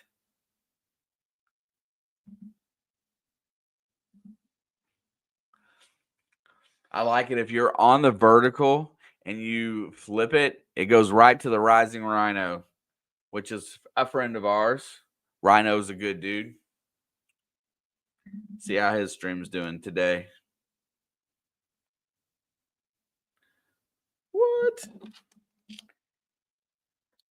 Kickoff is fielded at the 15 on the run, out to the 20, 25, 30, cuts back, tries to get to the outside, and goes down there.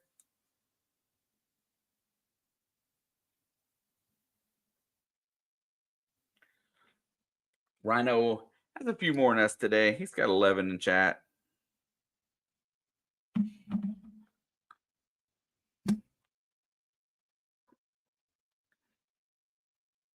Officials just listen. I'm telling you what, officials are they're just bad.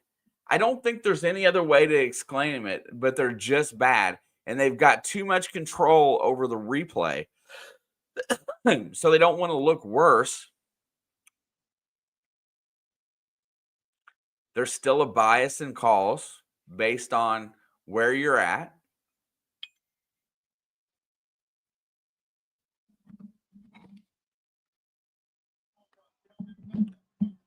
Have to listen to this.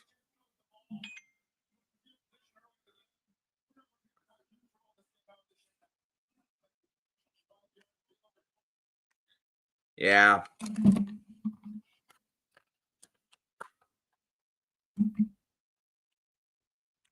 Cincinnati will receive the second half kickoff.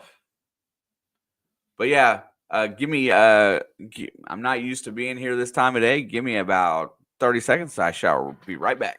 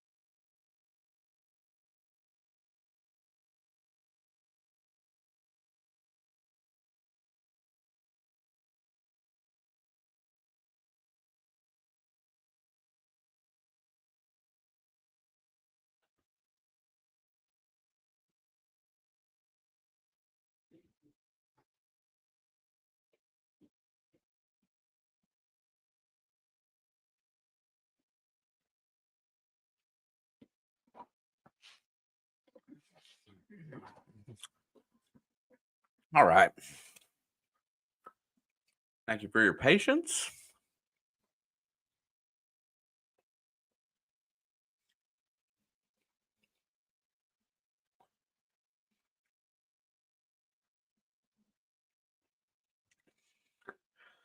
This Chiefs Broncos game today is going to weigh big in the AFC. I'll get to see some preview or highlights here.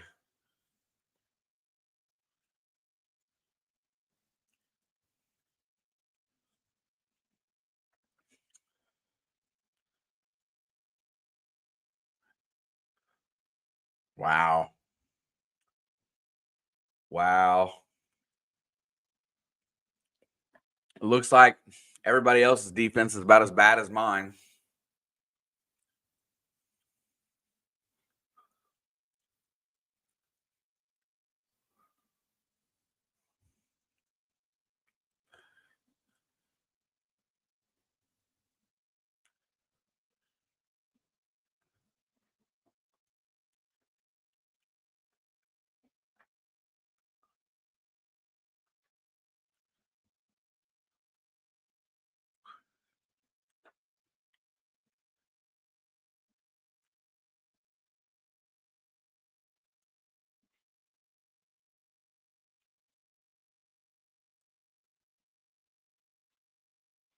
So back to what Puppet. Thank you for the comment. I agree with you. Says the league just ain't as good as it used to be. So my brain was entertaining this conversation earlier, and I'm gonna make sure I verbalize it correctly. But I think in today's game, pure talent is at an all-time high. I think there are more ultra talented guys in the NFL than there ever was before. And I think the game has gotten vastly more intelligent today than it ever has been in years past. Whether it be, analytics, AI technology into it, preparation is at an all-time high, right? Back in the 70s, you just ran over people. But where the NFL lacks today, it lacks on the mental side of the game. It lacks on mental and physical toughness. And what I mean by that is that it's not that these guys are weak by any stretch of the imagination, but I don't think players have appropriate amount of practice. I think everything is about, the players union dictates how many times they get to go out. And I don't think they're mentally tough like they used to be, because now somebody doesn't like what happens, they want to trade. They're paid way too much money, and they're hurt all the time. So the biggest 12th man in the NFL is the injury report. The injury report dictates everything. I mean, other than a few gruesome injuries you saw back in the day, people were conditioned. They went out there, they played the game, they played hard, they played tough. There's some Pittsburgh Steelers guys out there from back in the day that if you were to put them on the field today, they would be out of the league within weeks for excessive, violent, roughing play. That type of those type of hits would be illegal. People would not survive those hits because those guys were meatheads. They went out there and they played the game as it was meant to play, as a violent sport. Today, preparation's at an all-time high, but as far as the game plan and the intelligence side of it, but the physicality is not what it's supposed to be. And I think that's leading into the biggest detriment in the NFL. Uh-oh. Uh-oh.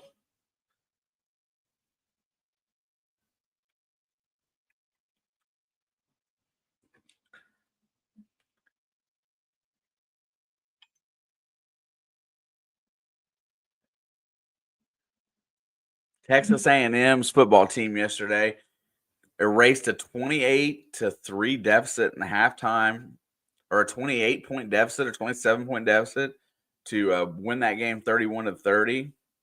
Georgia moves up to 4, Ole Miss to 5, Texas Tech to 6, Oregon's up to 6, tied, Oklahoma to 8, Notre Dame stays at 9, Alabama falls all the way to 10th. Anything else interesting? BYU is at 11. Vanderbilt is at 12. Utah, Miami, Georgia Tech, USC, Texas, Michigan. Boy, I tell you what, Michigan's got a sneaky path to that Big Ten title game if they can win out. That would be interesting. I'm not a Michigan fan, but I think they've got a sneaky path after they've been written off this year. Anyway, back to my rant. I think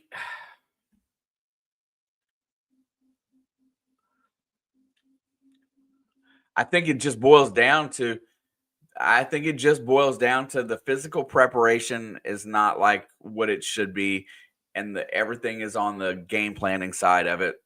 And it's presenting a very athletic appearance, but it's not backed up with stability, and you've got guys that are hurt all the time. I don't know. The guys that are doing the prep, the guys that are going out there putting in the extra work to make their bodies correct, they all say it, they all talk it, but you know which ones are out there doing it, and those are the ones that are succeeding. You know, you don't ever hear a lot, and I hate to say it, but you don't see a lot with, Patrick Mahomes, right? He doesn't look like he's doing the work, but he always seems to be on the field. Josh Allen, same way. Lamar Jackson, I'm not sure if he's one of those guys or not. I think he lacks in the mental toughness side of the game. Physically, he is gifted. He is a phenom. But mentally, I'm not sure. I don't know how a guy can be completely dominant one day and completely inept the next. Don't get it. Wisconsin lost yesterday at Indiana 31-7 with their third string quarterback, who's a freshman. And mostly, I got to tell you, that kid is going to have a future. But since they're probably going to change coaches the way it looks, since they're not doing well, I think removing Luke Fickell's a bad idea. But that kid that played quarterback showed pretty well yesterday. He played a very tough first half. I was impressed with him. I think his name was Smith. I'm not sure.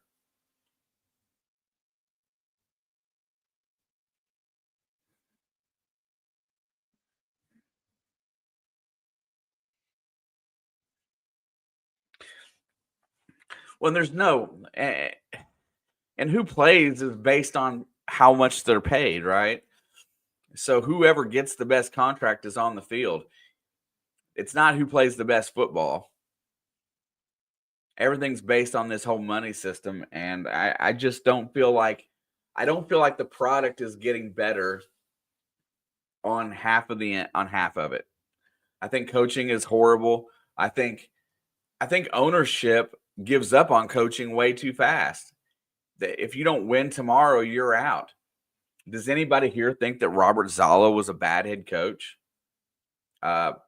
Maybe. Did he get long enough to figure that out? Maybe.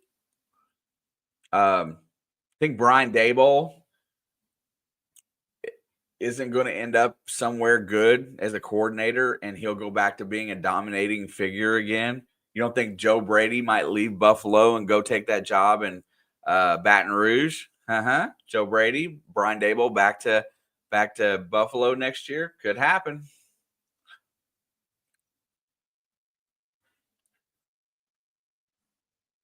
If you can dodge a wrench, you can dodge a ball.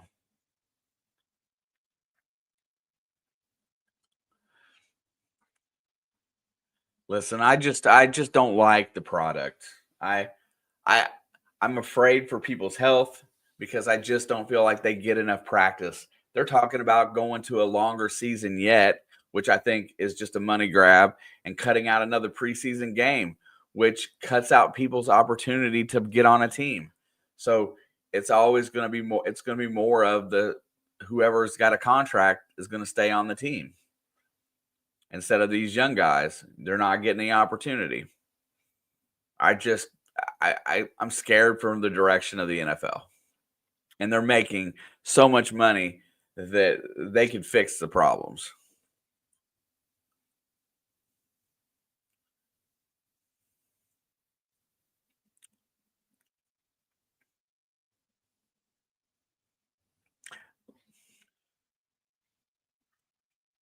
Aaron Rodgers looks like he is regretting Mason Rudolph. I don't want to see Mason Rudolph because Mason Rudolph, oh no.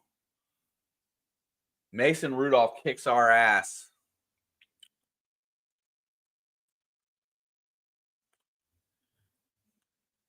You showed exactly what kickoff is underway. Why I love DK Metcalf because he's a big receiver. Here goes Charlie Jones. He gets out to the 23. Oh, there's a tackle out of bounds. Hey, you're going to tackle him out of bounds, but don't push him afterwards.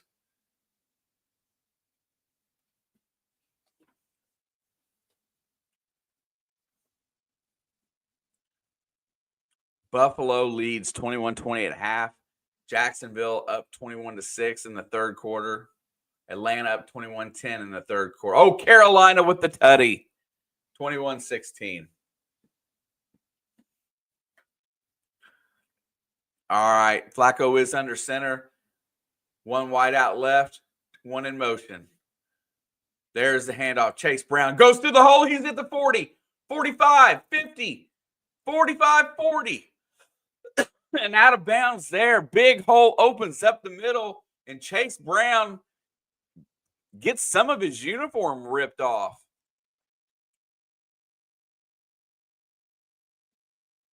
Let's see what happened here. My gosh, blocking up front, Drew Sample. Tight end comes across and gets the block that absolutely helps free Chase Brown, and there he's gone.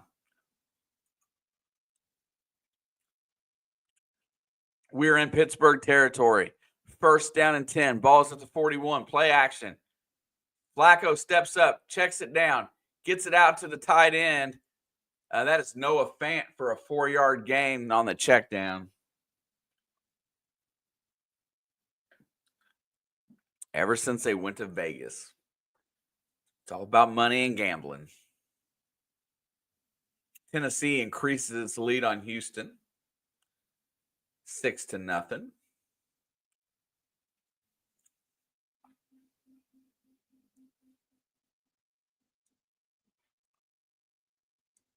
Second down and 6, very manageable. Good job on first down by Flacco checking down with nothing open. T. Higgins is in motion, comes set, handoff. There goes Brown, inside cuts it, dodges one, gets outside, gets the first down, and +1. Chase Brown starting to run like he should. He was that close to breaking that one for a tutty.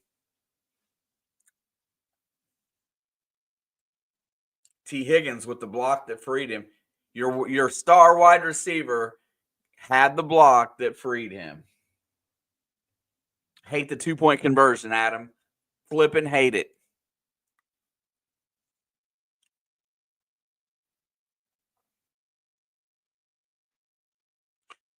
Back to pass. Fires over the middle. Incomplete. Off the hand to Higgins. Had him open, just let him a little too much.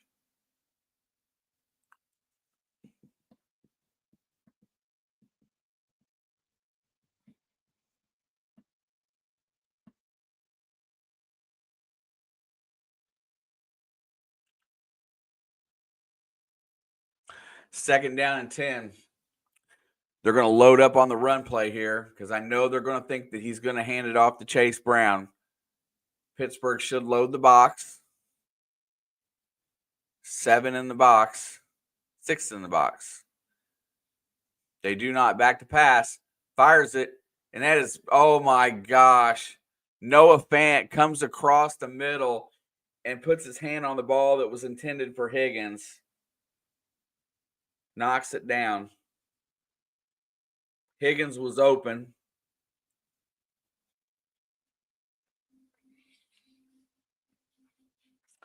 Thank you, Mostly. I completely agree with that. I hate the 2-point conversion. I love that it gives some excitement for the end of the game and gives you a path back into the game, but it's always, to me, it's a detriment going for it early. Back to pass, looks, fires it, caught at the 25-yard line to Jamar Chase. He gets hit by Eccles, and it brings up 4th down and 5. And back again, where we would be going to tie the game right now, we're going to be down by a point. As Evan McPherson comes out on a windy day in Pittsburgh, which could be, is some of Pittsburgh and Cleveland can be two of the toughest places to kick. McPherson's 13 for 16 this year, 43-yard attempt. And look at all those empty seats in Pittsburgh. What the heck?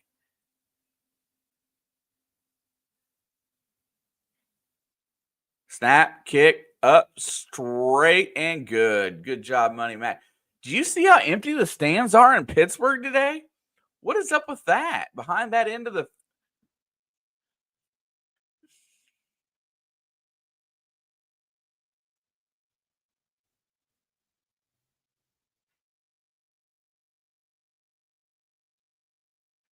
There used to be a 2-point playbook, but everyone threw it out. Plus, nobody punts anymore. 4th and 5, go for it. Yeah, that's analytics, and I disagree. You know, and I guess it's because I'm old or older, but mostly. But I remember in the as far as early as recent as the mid '90s that field position was always a strategy in a game because defenses were always that good.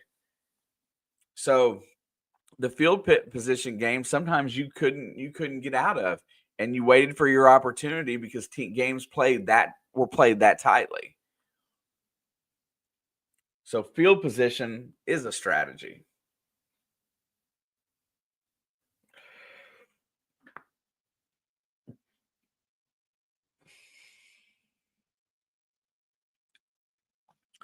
I mean, I believe that the go for it on 4th down mentality comes from when you need to, when there's no sense in punting.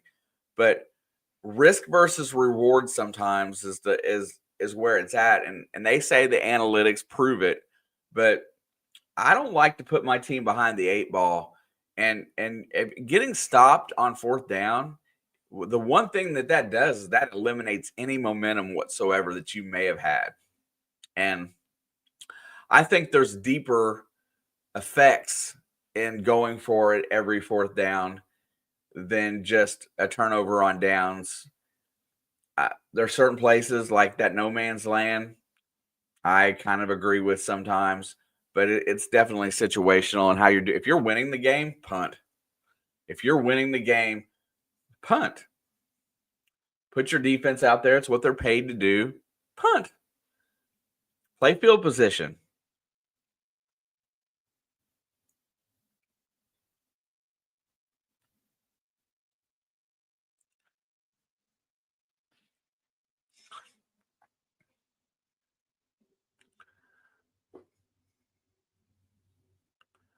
All right, Cincinnati does get points on their first drive here in the second half.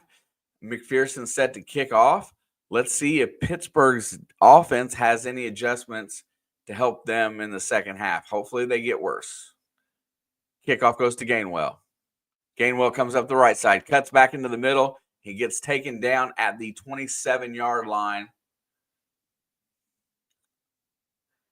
And Mason Rudolph is going to replace Aaron Rodgers at quarterback. And he is a big guy. He's a big, sturdy quarterback, and he has been bad for Cincinnati over the years. So what you got to do now is you got to tighten up.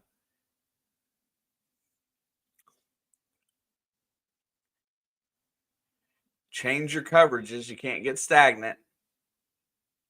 There's a snap. Pitches out to Warren. Warren gets to the left. He does get the edge. Newton comes up and slows him, but Hill makes the tackle. That's about a 6-yard gain. 5. And Pittsburgh's going to start doing what I didn't want them to do to begin with. I wanted them to try to throw the ball. Cam Sample chasing Aaron Rodgers is out. Cam Taylor-Britt, foot out. Cincinnati's down on the defensive side here. A D lineman and a cornerback. 5-yard gain on first down. 2nd and 5. Rudolph is in another running formation here. He's going to hand it off, and he's going to get 3 yards. 3rd and 2. And this is the Pittsburgh I'm scared of, because if they keep getting good yardage on these plays, then what happens is that it changes the whole dynamic. Gainwell comes in, who's a much more dangerous back on a check down or a screen. Roman Wilson comes in on 3rd down, very fast.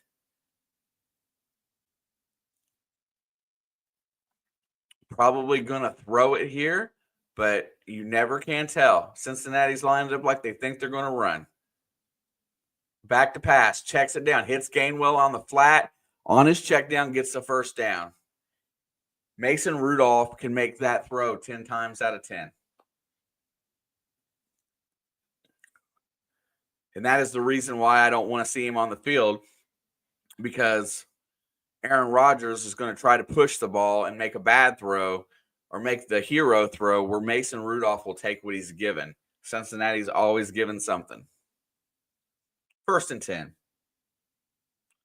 Ball is at the 37. Rudolph's back to pass. Goes to his check down. Warren's on the side. He's going to lose a yard. Good contained by Battle on the outside. And Jaylen Warren has come up gimpy. He is limping now too.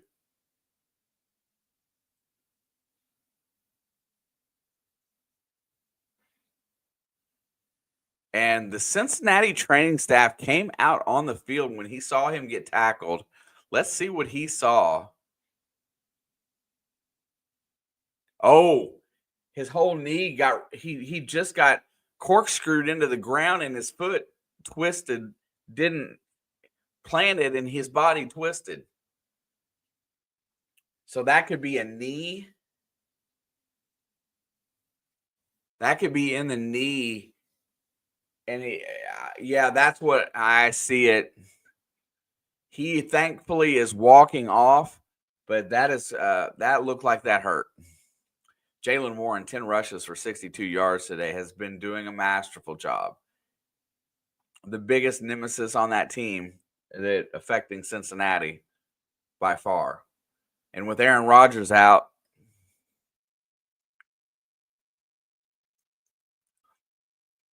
they're back to being a very conservative offense here, which scares me.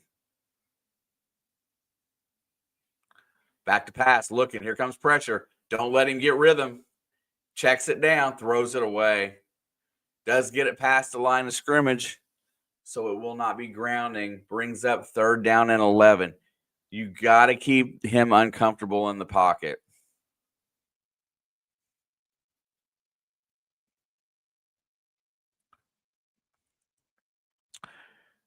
Packers up 19-13.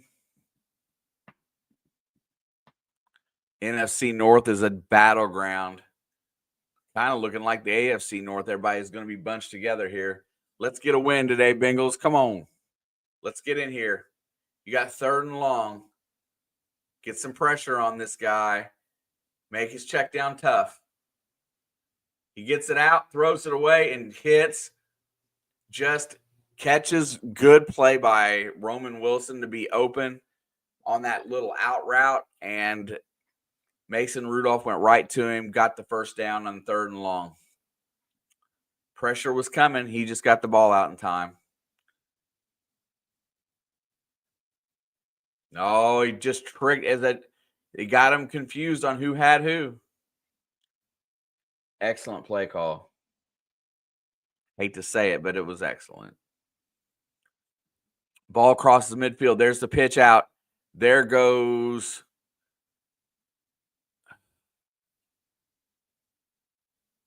the rookie running back from Iowa, I believe. Caleb Johnson? Is that who it was?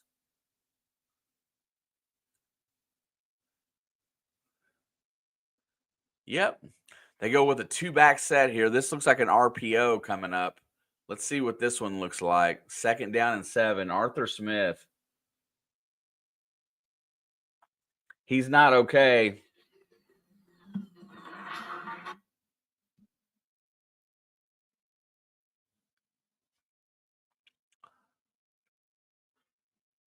Back to pass, looking down the field. Pressure comes, fires it over the middle. Good hands. Dax Hill gets his hand in there.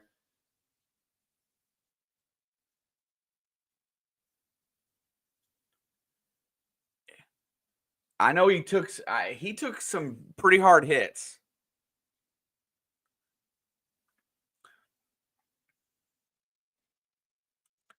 And his left hand looked hurt, and it looked like he might, I don't know, shoulder ribs. He took a lot of shots in that first half. Rudolph goes deep. Oh, what a throw. Back shoulder. Oh, but here comes the flags.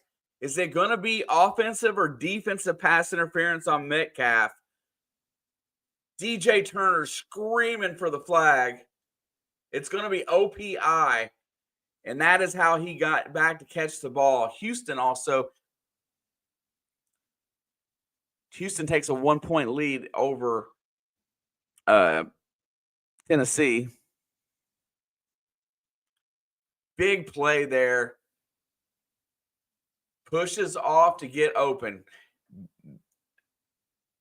That's where hand fighting, when it gains you an advantage, that's where it becomes pass interference. You can hand fight, but as soon as you push to gain an advantage on the ball, that is when it becomes OPI or DPI.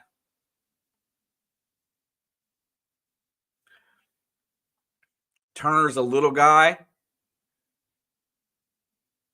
There's the check down. Oh, no, there comes Washington. Are you going to get him? And he gets the first down on 3rd and 17 because nobody's big enough to tackle him.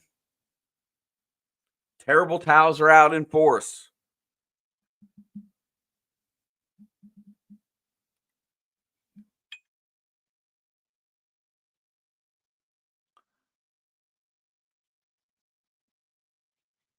Back to pass, checks it over the middle, gets it to DK, which will be really close to another first. He gets the first down, fights through the tackle from Battle and gets there.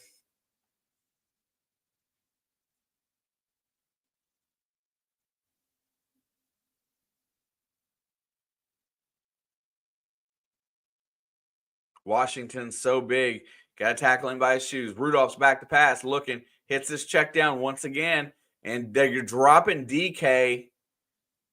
They're dropping DK shallow, and they're getting him the check down throws, which is pretty ingenious, actually.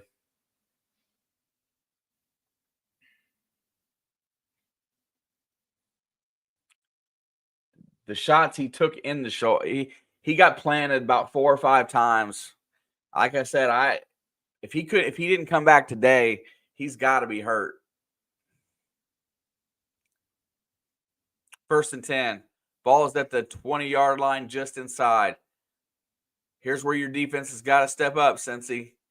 Play act, no handoff, straight up the middle. Caleb Johnson's going to run for 7 or 8.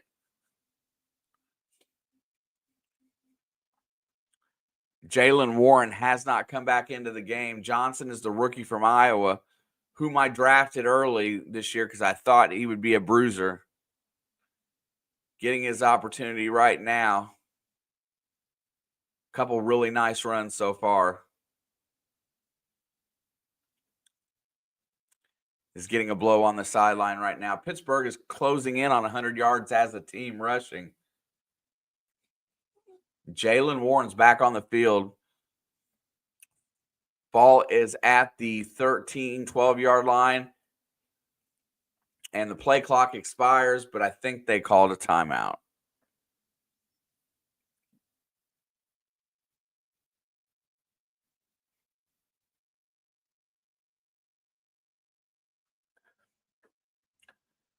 I don't know what you saw, Skater, but he was holding his hand when they took him off the field, when he walked off the field.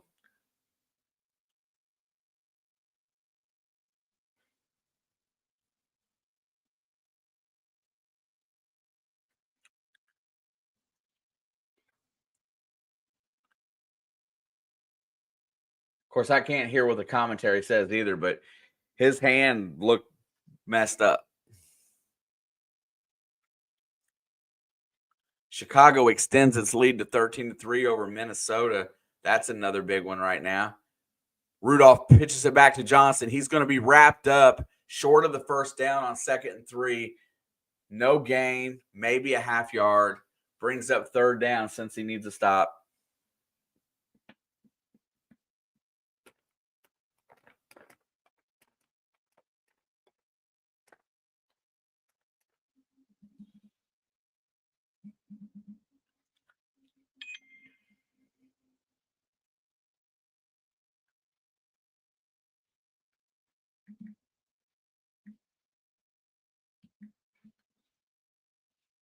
Third and 2. Big play for the Cincy defense here. Back to pass. DK comes open. Rudolph rolls out, has nobody, goes to throw it, has to throw it away. DK was open, but he couldn't see him off the break. It must have been the lineman was in the way. Yep. 54, the offensive line was in his line of vision, and he couldn't hit his target that he wanted to on his first read.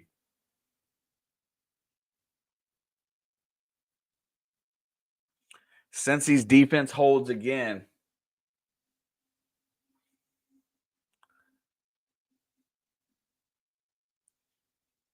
Kick is up, and it is good. Pittsburgh extends its lead again, back to 13-9. Back to that 4-point lead.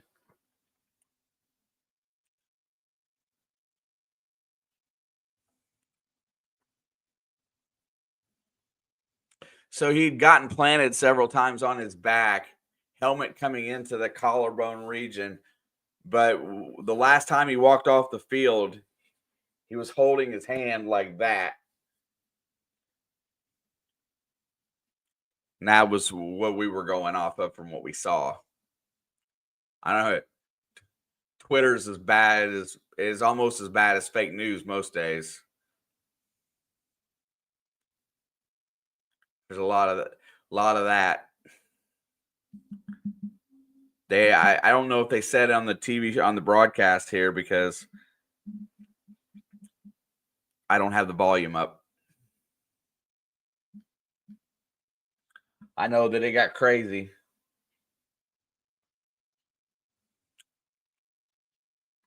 Not playing at home, not playing Chicago, which really has a pretty good secondary, and not playing the Jets, which really has a pretty good secondary. I don't know what they've taken away today. The running game has been there. I think Pittsburgh's decided that they're not going to let them be beat with the long ball.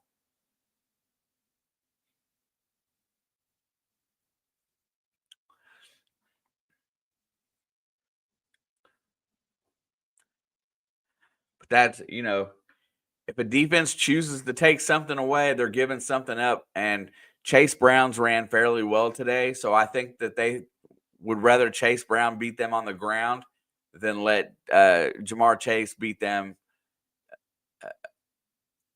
on the long ball. And that's where the double teams have been today on Jamar.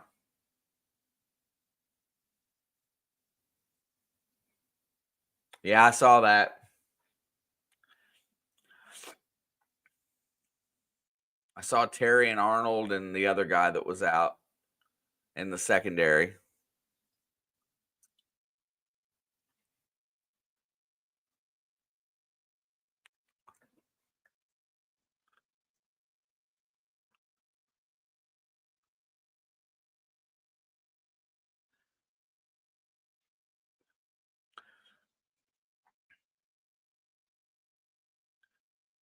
Yeah, so Cincinnati will need to hold them to no more than a field goal, and they need to score a 7-point touchdown to get this thing squared back away. Stupid 2-point conversion. Charlie Jones gets it at the 9. He's at the 25, busts through the hole, and gets upended at the 32. Almost broke it. He was going through pretty hot.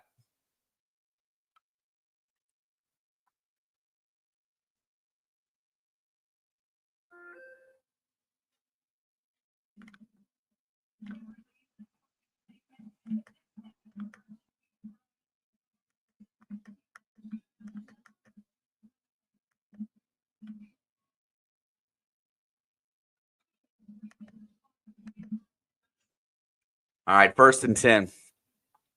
Ball's at the 32. Flacco is under center.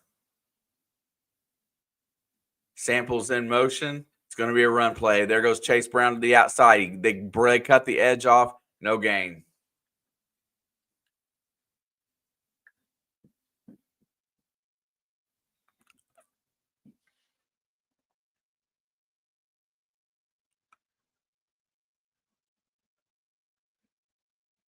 Man, this game of no defense in Buffalo is getting hectic.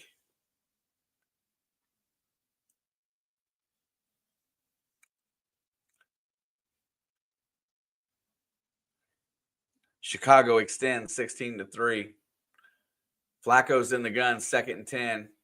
They got to get Jamar Chase involved. Fires caught Yoshibas. I think that's incomplete.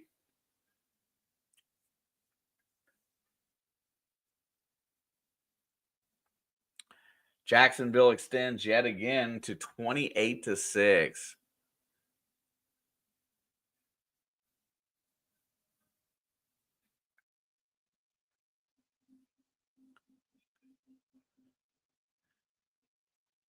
That's why you punch at the ball there, Jalen Ramsey, because he was trying to transition. It wasn't like he wasn't going to catch it, but going from that right to the left to take off is where it happened. Back to pass, 3rd and 10. Flacco has time. Gets it out to Fant. Fant breaks a tackle and gets the 1st down. Noah Fant carries him out to the 47-yard line. Had him stopped.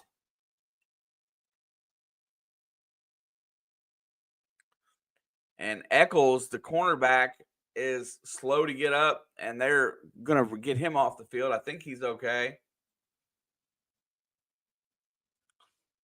Noah Fant with some hard running there. Looked like doing his best. Darnell Washington.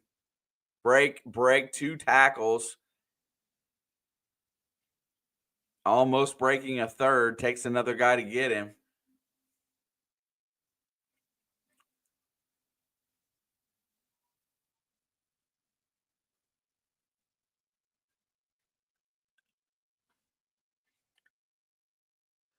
It was a huge play in the grand scheme of things right there for Cincinnati.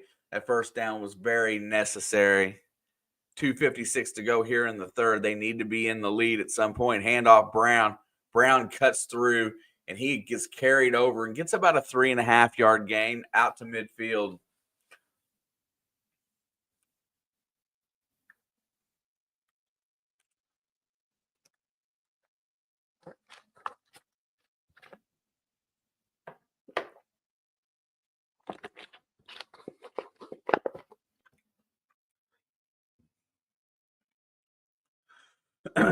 Second down and 6. Ball is just in Cincinnati territory. Need to come out of this with no less than a field goal. Back to pass. Here comes pressure. Gets rid of it. Hits T. Higgins on the side, and he's going to get a 1st down and then some. 1-on-1 against Pierre. That is no match. Flacco throws it up. T. Higgins brings it in.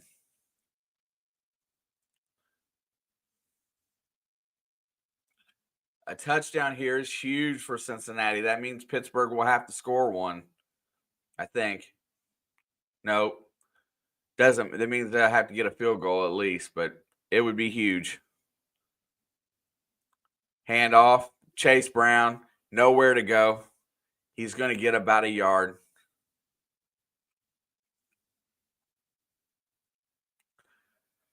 The yards are becoming way tougher right now. as Pittsburgh has focused in more on the run here in the second half.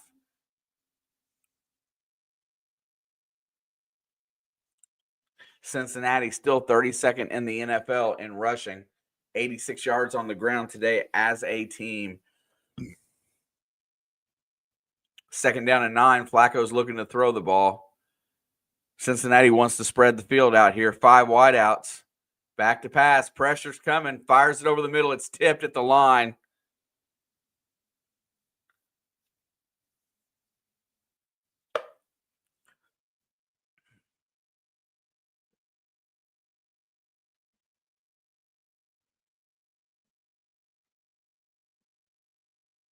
Yeah, they were going to hit Chase and stride, but it looked like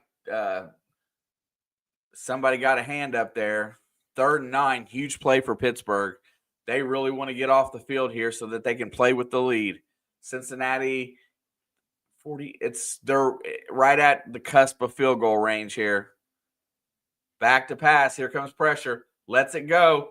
Intercepted. Coming back at the 50. He's going to run it back. 30, 25, 20. He's going to take it all the way to the house.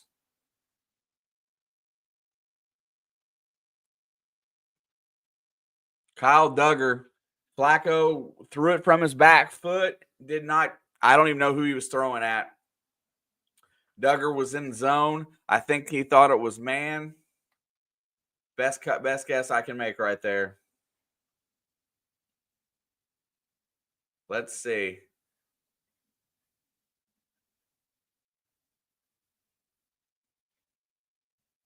Oh, yeah. Thought it was man, I guess. Duggar just slipped off into the middle of the field.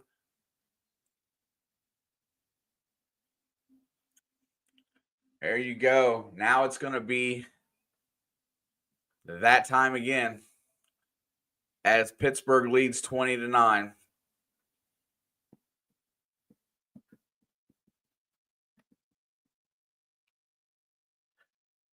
Yeah, like I said, man, Skater, enjoy your game tonight. I've never been on the sidelines for anything, so that's awesome. Closest thing I've been to sidelines is being in the diamond seats at the Reds game where you get to, where you're sitting there by the tunnels and you get to see the players come in and out from underneath the stadium.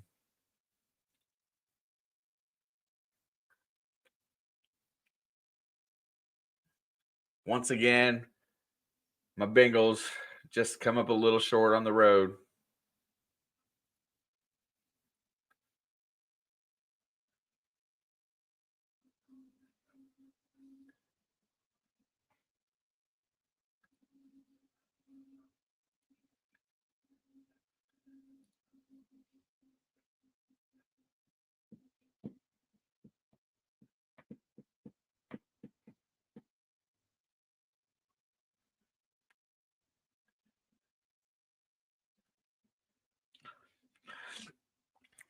We'll get over and we'll check some scores here in just a second, see where we all stand. I'm in the bottom half of my fantasy league, so not so worried about those points right now. Struggling in my pick'ems this year. I don't think I've spent enough time with football, and that's the reason why I'm struggling with my picks this year.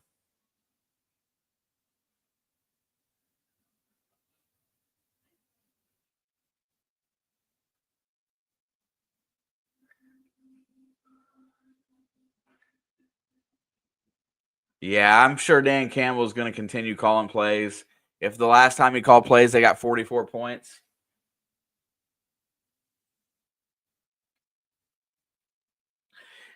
Danny's got her brother helping out, and Danny's right there in second place, just ready to pounce on Rob and the other guy. I can't think of his name.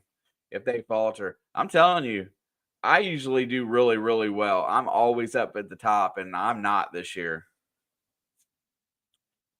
Struggling a little bit for sure.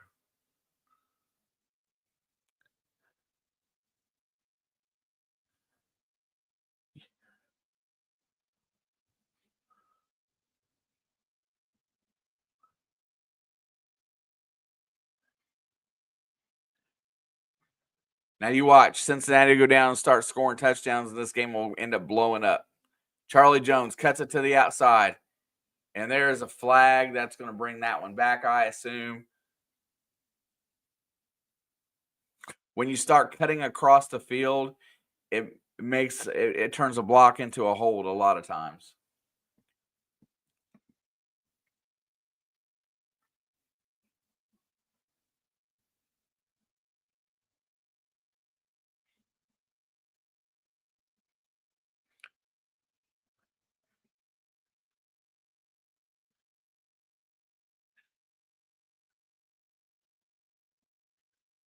All right, let's go. We got 1 quarter to play. We're only down 11. We were down 15 to Chicago or whatever it was. I don't know.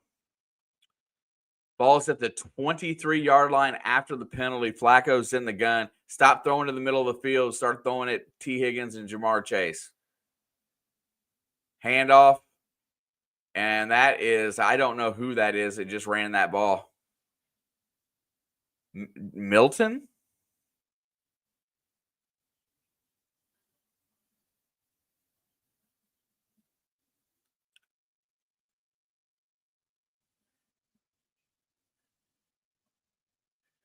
Yeah, I don't even know who that was. He just came in off the practice squad.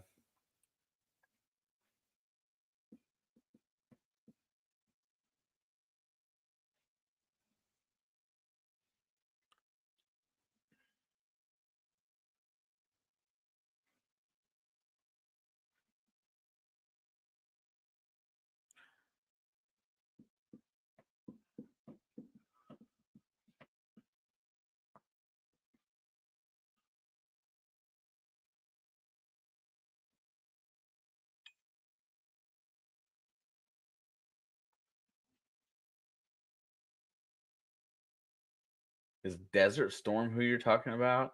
He's Dan Campbell's brother.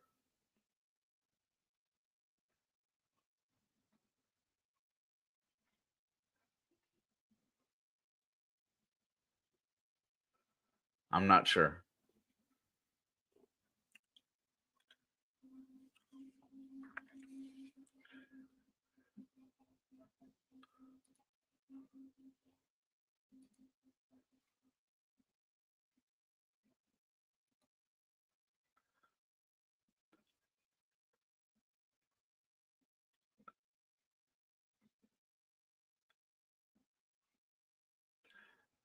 I told everybody today, Adam. I told everybody today that the Falcons and the Panthers game would be a good one.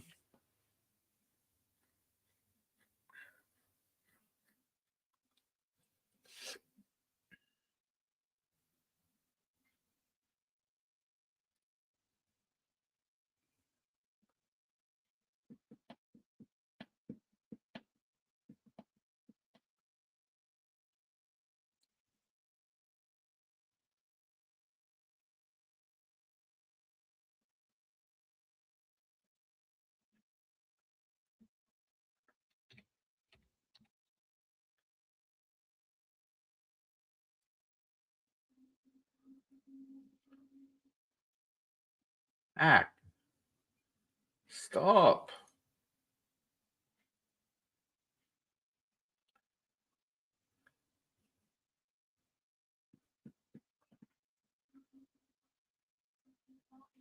I guess in the blink of an eye, Buffalo just scored a touchdown.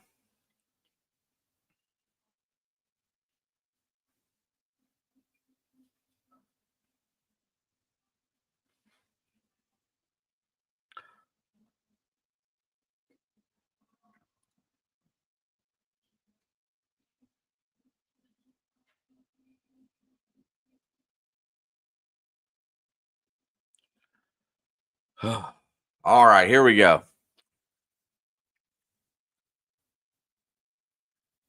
Second down 7. Flacco's back. Here comes pressure. Fires it deep. Wide open is T. Higgins out at the 47-yard line. That play is open all day long. You give him enough protection just to throw it. If it was me and I was out there, I would be throwing at him and Jamar every single time. Every time they're one-on-one.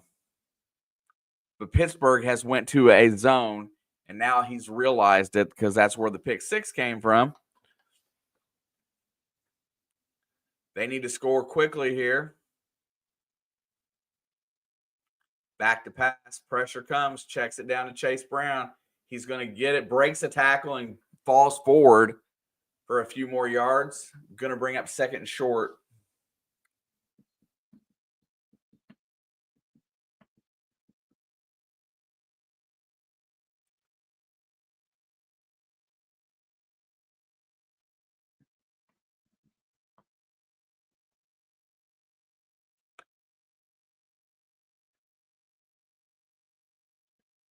And there's another Pittsburgh Steeler hurt today. And you know what? And I'm going to put this into perspective that this field today, Acrisure Stadium, was played on yesterday by Notre Dame and Pitt. And the field is a little bit messy today. And it's a natural grass. And I wonder if that's causing all these we've had feet and ankle issues like repeatedly today.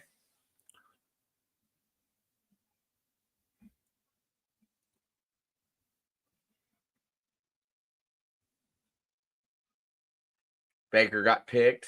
Got it. Come on, doofball. I wish I could bring the dog down here, but I don't think he'd like you.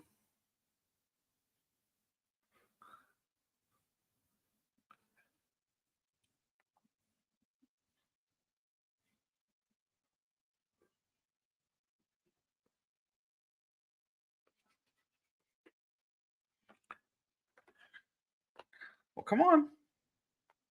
You're going to get him up here. Come on up. You're not going to sit there and just sharpen your claws on my leg.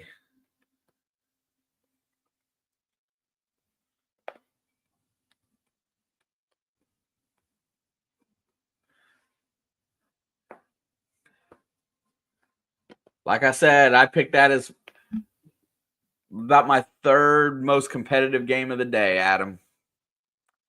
I felt like the Panthers and the Falcons divisional match would be a dandy today. Even though they kicked their butt really bad at home, I just felt like it would reverse a little bit today.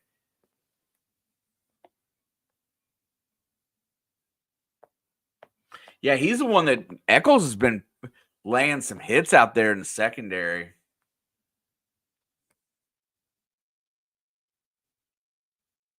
What do you want, kitty? Come on. Come on. I don't know what you're after. There you go. I have adopted permanently Alex's cat.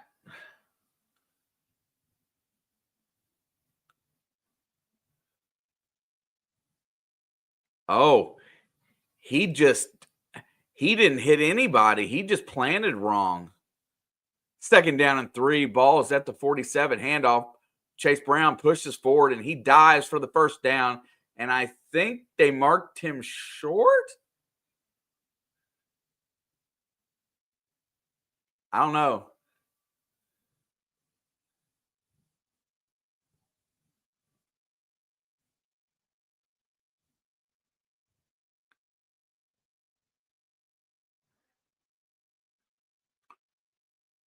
Evidently, I can't read line markers today for nothing.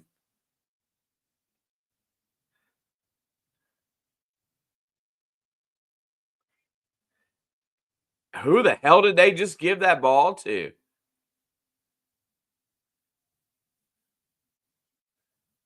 You give it to a guy you just brought in off the practice squad.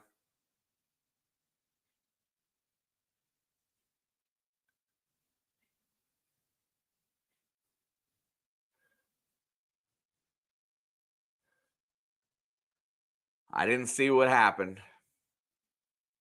I just know that you bring a guy in off your practice squad and 3rd and 1.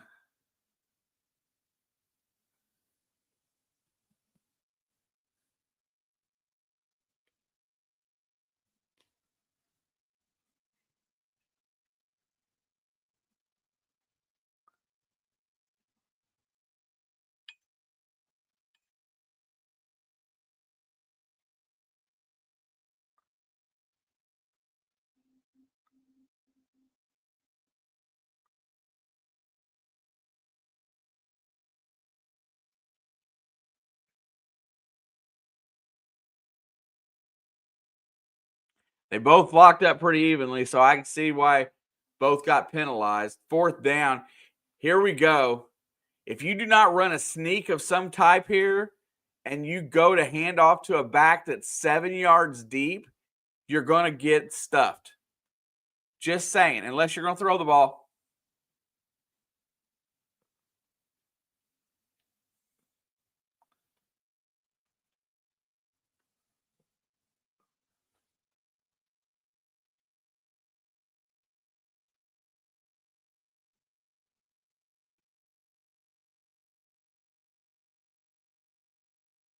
What?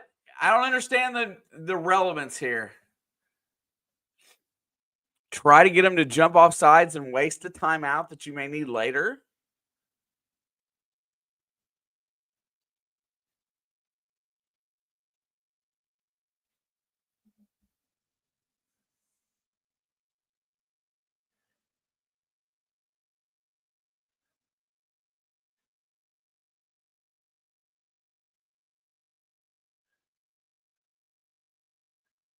Did he rip his helmet off?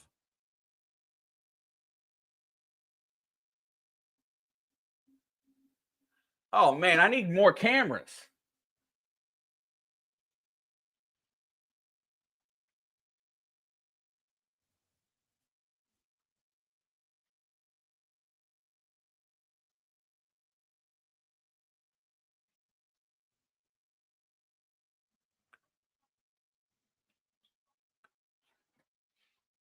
This time they hit Ramsey. He ripped his helmet off.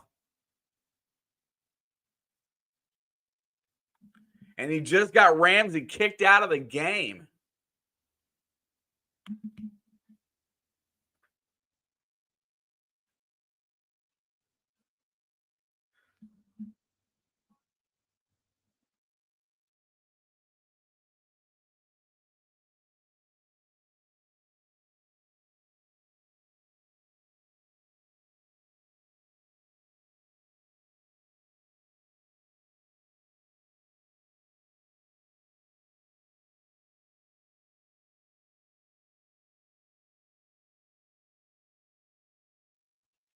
So what looked like happened there is it looked like Chase got mouthy with him, and he grabbed him, punched him, and Chase didn't react, and now he's been ejected.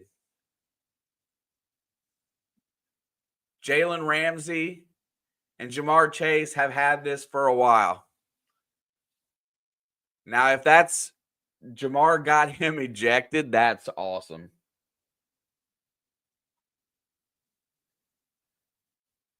What? Both guys don't get ejected because Jamar didn't get called for a second penalty.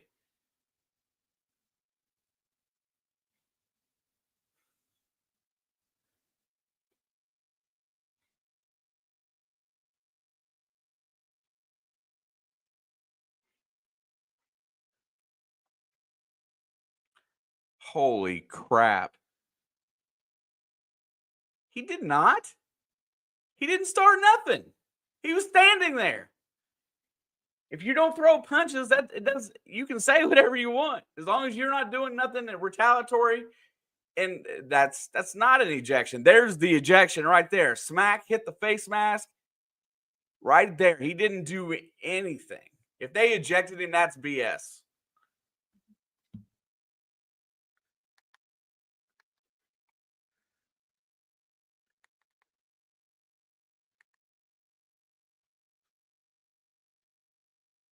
And now we got a timeout.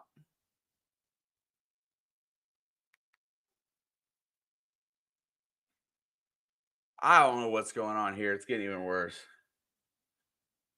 No, they got warned and they were still locked up, and Jalen Ramsey decided that he was going to yank his face mask and punch him. I'm not saying that Jamar didn't run his mouth because he probably did. But if you don't retaliate, you don't get penalized. 1st and 10. Ball's now at the 29. Back to pass. Here comes pressure. Flacco fires it over the middle, and Fant gets drilled after a 5-yard gain. What a nice hit by number 29. That's Kyle Duggar again. He is a good player. I don't know why New England let go of him.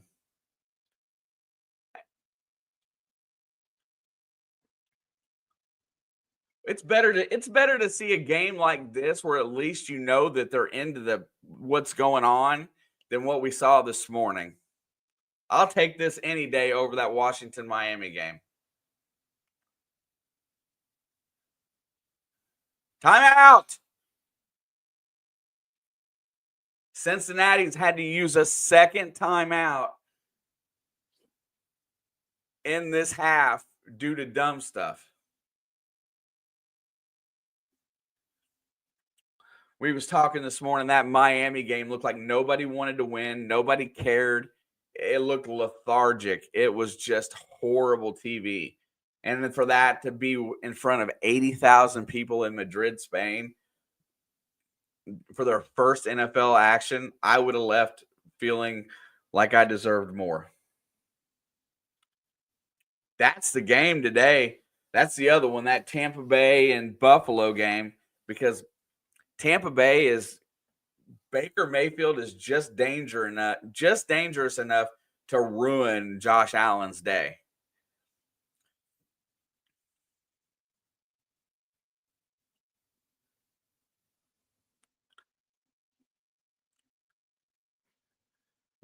And if Tampa Bay wins today, I think that puts Buffalo out of the playoffs right now. And if Buffalo does not make the playoffs, there's another head coach that you're going to be looking at might be needing a job.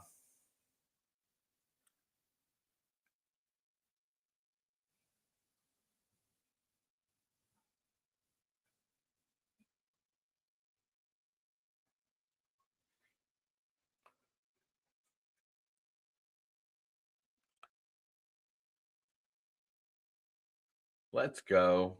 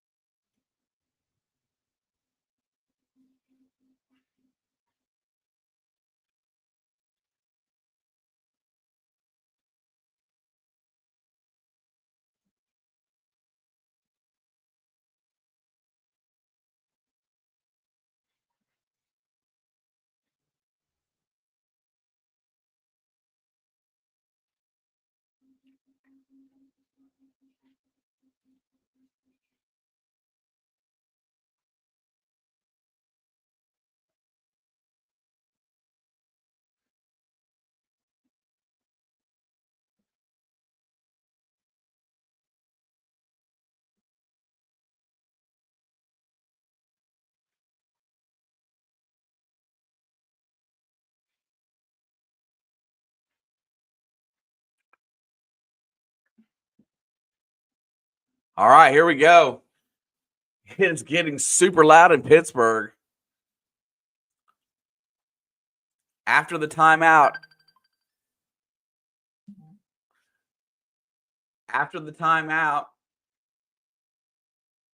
second down and 5 here.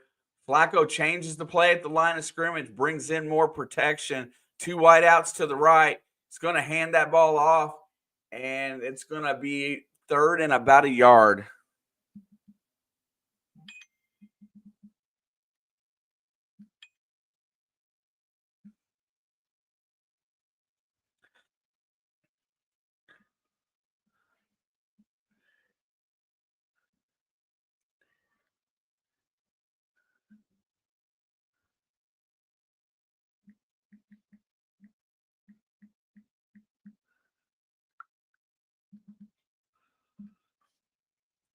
All right, third down and 2. Do not try to pack it in and run it here, for crying out loud. And they pack it in and run it, but they get the first down, thankfully. Good blocking in there by Noah Fant.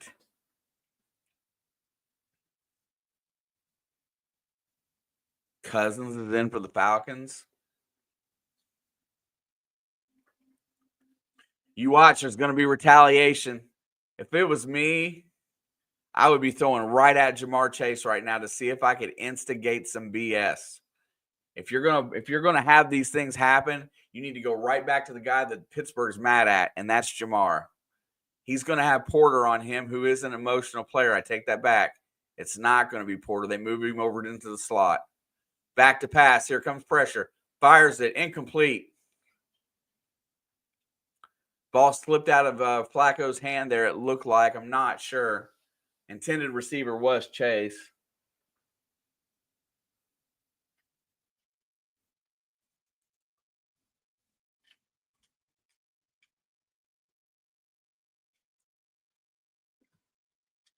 Kitty.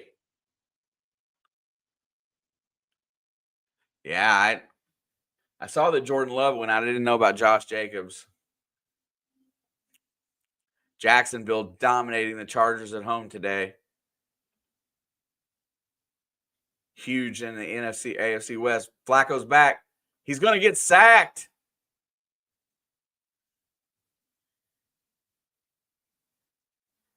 And that's Herbig. It had to be because there's nobody else that's been playing that well on that defense. Yes.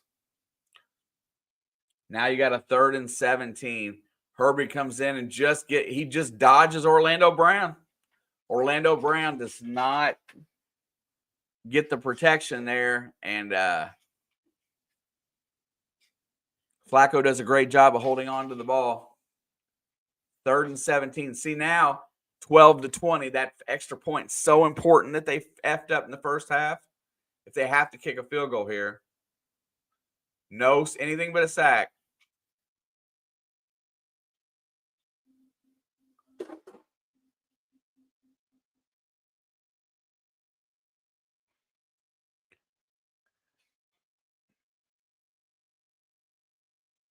Now you got another 5 yards onto that. Now you got to have some positive yards for that field goal, and that extra point is going to come back to haunt them, because even if they get a defensive stop, they're still going to need that 2-point conversion.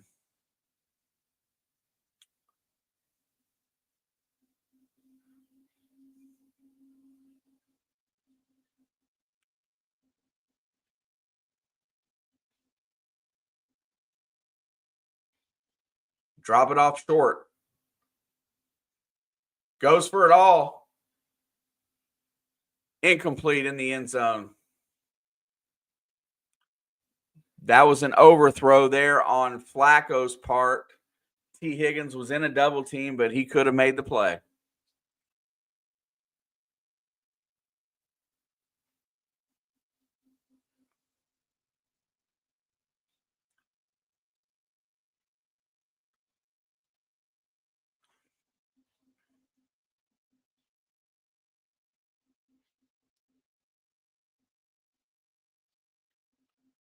"48-yard field goal attempt in the windy stadium today that's been awful gusty. Snap, kick, and he snuck it in there.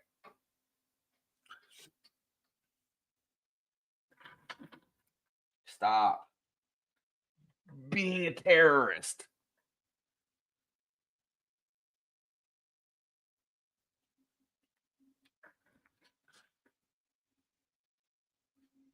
Now go take a nap.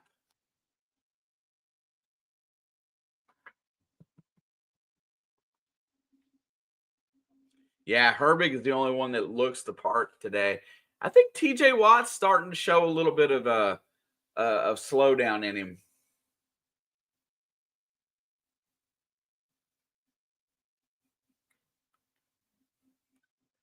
Cincinnati is in need of a turnover. Just going to say that they've got to get one of their own to combat that pick six. A pick six would be amazing, but I don't think they're going to get that.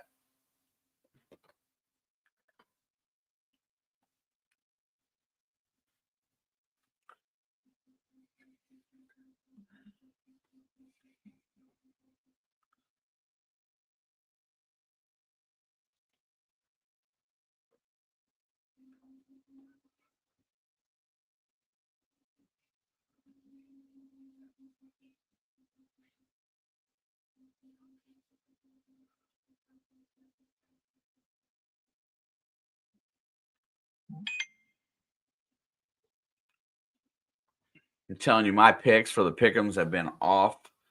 My gosh. Of course, I did pick Cincy today.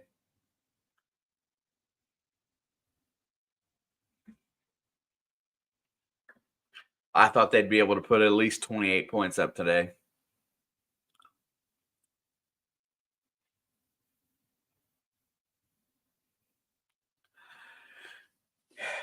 So now back to the point at hand. If Cincinnati loses today, there is no way in any stretch of the imagination that I would hurry up and bring Joe Burrow back.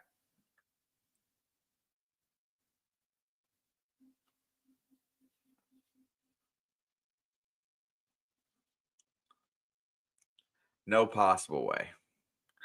I would not let him come back in, especially playing Baltimore. The only thing you can do is ruin your next year. Since he's down by 12, 9:41 to go, or down by 8, 9:41 to go. That 2-point conversion still makes me mad.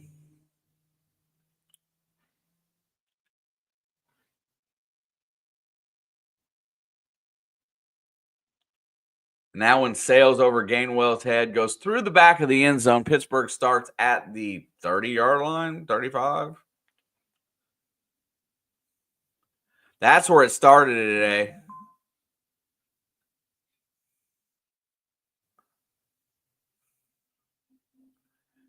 There's where they both got the penalty, and there's where Ramsey just got himself taken out of the game.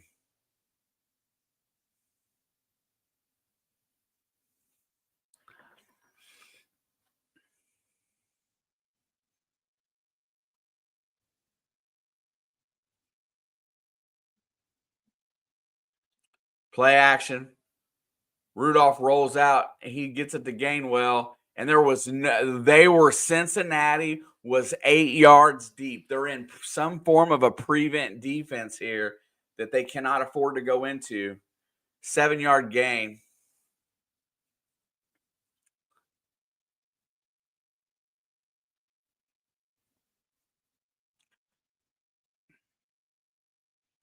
Josh Allen might win my fantasy for me by himself.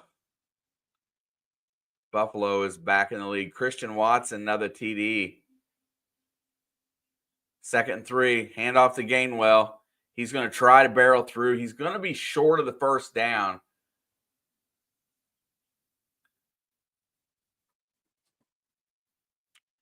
I haven't even looked at fantasy today. Let's see.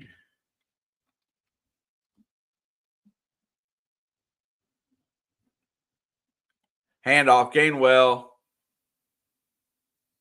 I think he got it.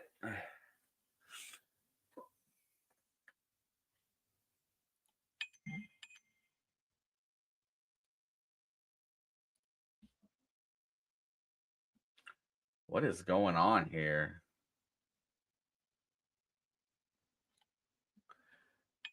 Fires it to the outside, incomplete. Oh, wait, that's intercepted.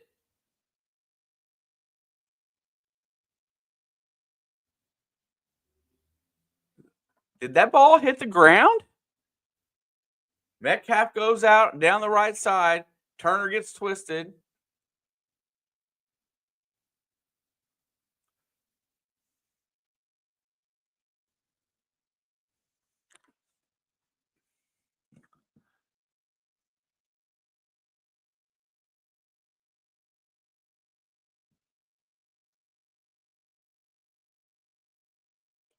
Second and 10.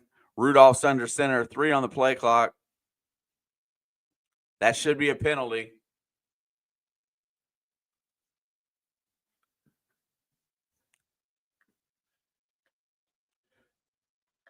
The noise is even too loud there for their own quarterback.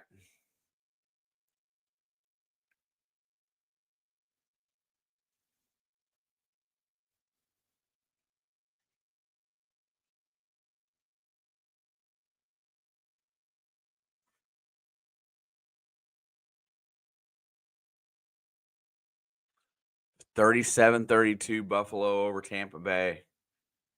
Jacksonville's about to finish that game off with a minute to go. Back to pass, checks it down to Washington. They're going to try to run over people.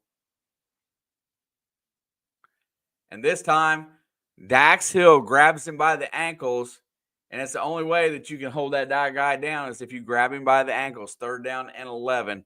You're not going to tackle him high. Everybody's got to quit thinking that they can tackle him high.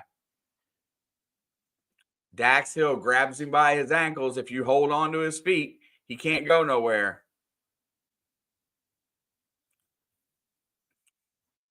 Only as far as he can drag you. 3rd and 11. Huge play here for the Bengals. They got to get off the field. 8 on the play clock. Rudolph's in the gun. Wilson's in motion. Check, get ready to fire. Here comes pressure. Gets this check down to Gainwell. Gainwell's got a big lane, and he runs for a 1st down and then some. If he doesn't fall down, he's going to go to the house.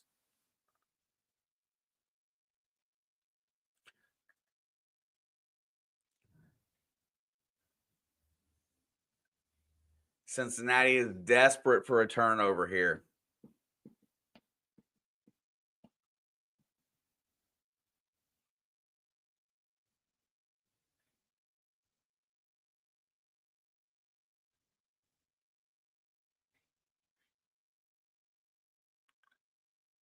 Horrible defense. I'm just going to say on that play. Handoff. There goes Caleb Johnson. He's going to be stuffed after a 2-yard gain. They're going to give him 3 on the carry.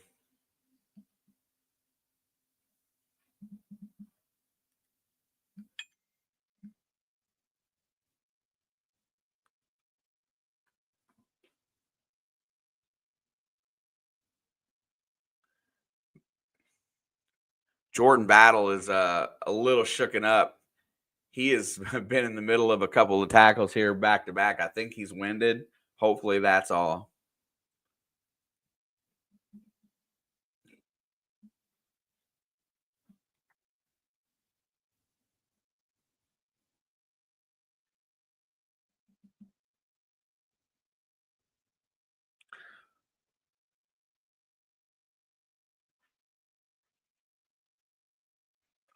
Jordan Battle has had some tough tackles here in the last couple plays, and I think he took a pretty good shot from Caleb Johnson there on the hit. He's still a little shook over on the sidelines. Has to come out for at least one play.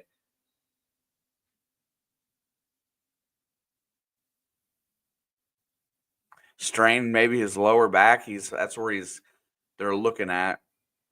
All right, there's play action. Rudolph rolls out. And DK gets hit on the play. Everybody catches on and gets back to the deep guy, but not the undercut. So they run 2 guys on that rollout route. One goes on the post. One runs a crossing pattern. And the crossing pattern was DK. And that's a first down.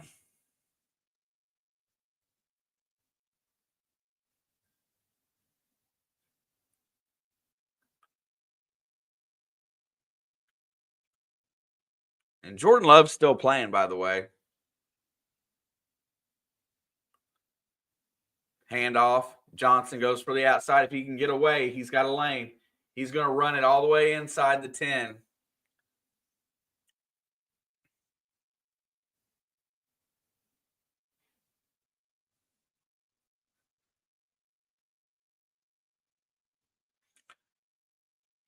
Now, they call. Oh, he pulls it down. That's how he got away from.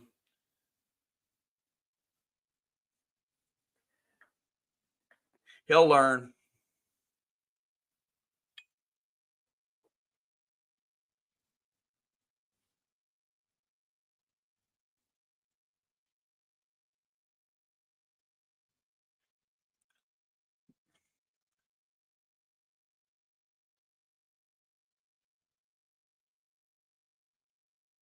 All right, 1st and 25. Ball's back to the 35. That was a huge penalty.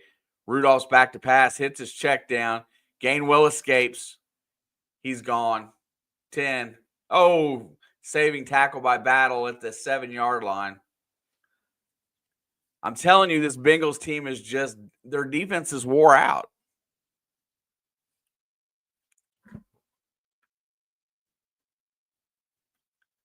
Just wore out.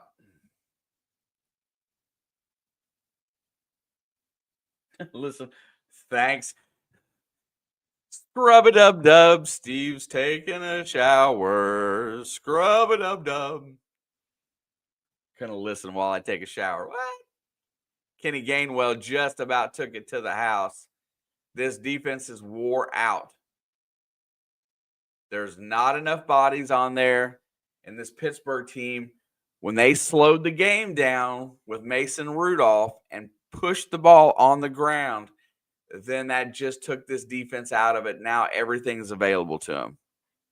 They've done their job. They've worn them out. They're going to put it in the end zone here. I don't see any way they can be stopped. Unless I get a kitty jump up in my lap again.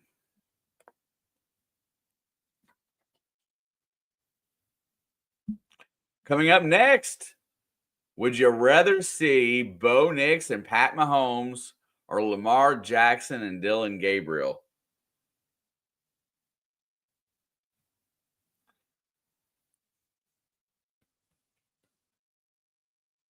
First and goal. The only thing that can save the Bengals now is a pick, is an interception or a fumble recovery.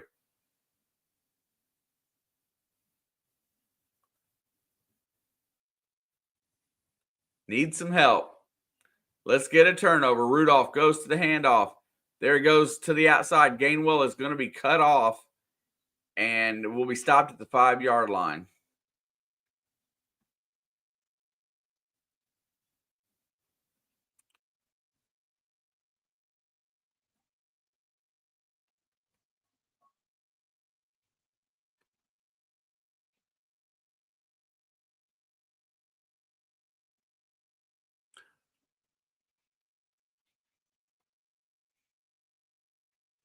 No kisses, kitty.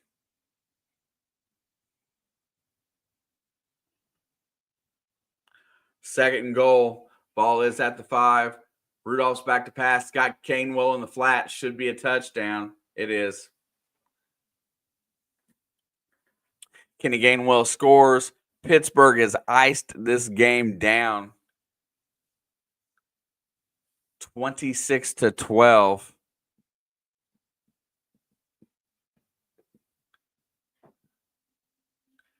I will say this today is that this is the first half and the third quarter of this game is the best this defensive look has looked but they didn't have enough help from the offense staying on the field. And that's why they're completely worn out. The defense gave a good enough effort for them to win today. The offense has failed. And even Boswell gets the bank shot as he hits it off the left upright, and it goes in to increase the lead to 15 with 3:40. Here we go.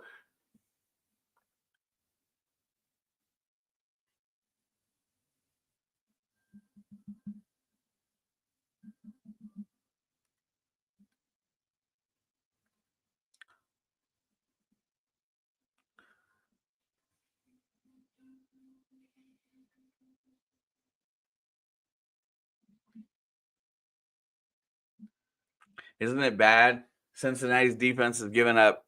Well, actually, they've only given up 20 points in this game. Pick 6 offense cost them another 7. So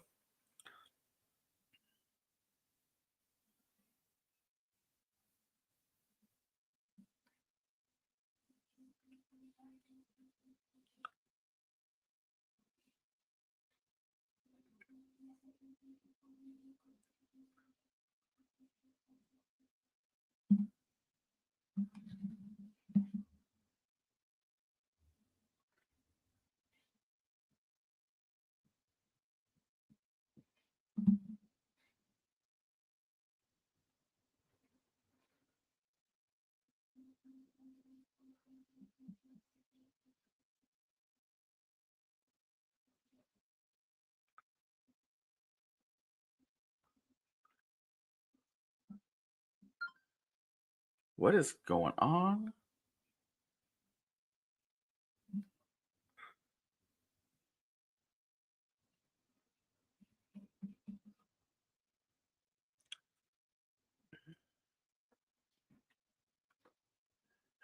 Thank you for being my shower buddy. Hey, no problem, Steve. If I could have thought of something really to make you uncomfortable, I would have. But, as a detriment to everything else that's going on, I decided against it.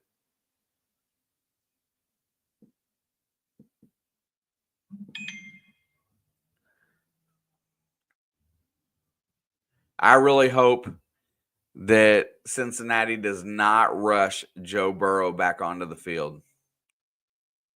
You've got to have some other reason to bring him back.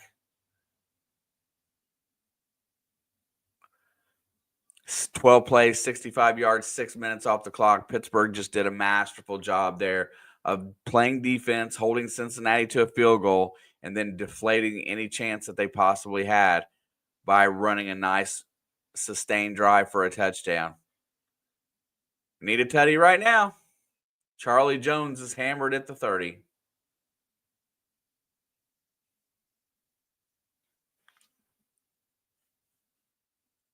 Could have made the North really interesting today if could have showed up a little bit on offense.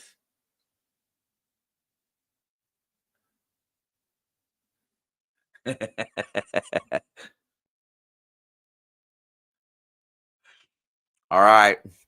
Minnesota with 33 seconds has taken left in the game has got the lead against Chicago. That was improbable. All right, here we go. 1st and 10. I'm going to go like we're going to go down and score tutty here really fast. Flacco's in the gun, play action, looking downfield. He has protection, hits his check down, and that is Noah Fant, who takes a hit and goes down. Wait, he fumbled it. He fumbled it, return for a touchdown.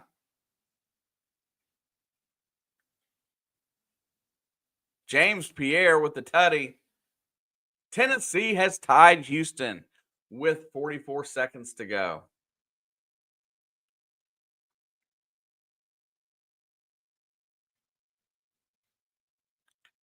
I seen him wrap up.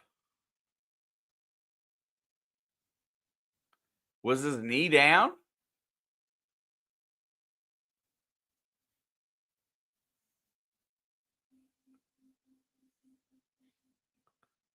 Oh, I don't know.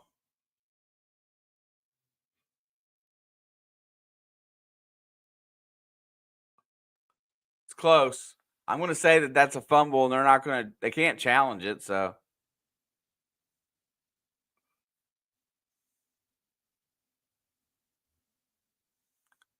34-12. Bears are in field goal range.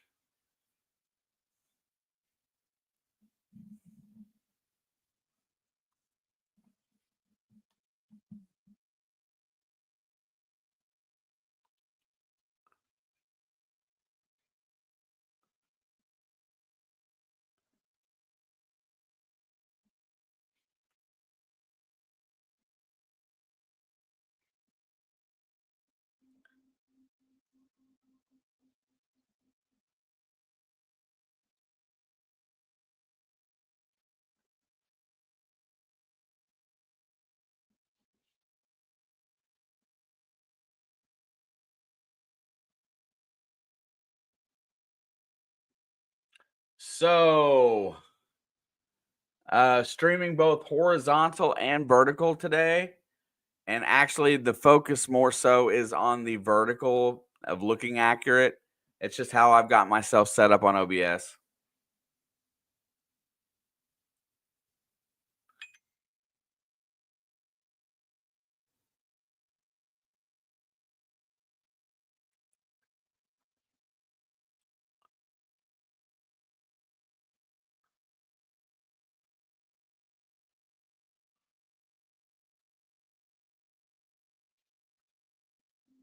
And Josh Allen just punched another one in.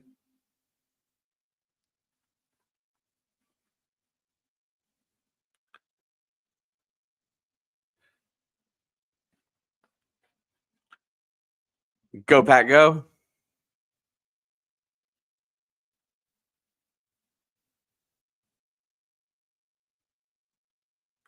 Back to pass. Checks it down over the middle. Tanner Hudson is in, replacing Noah Fant. A little late for that.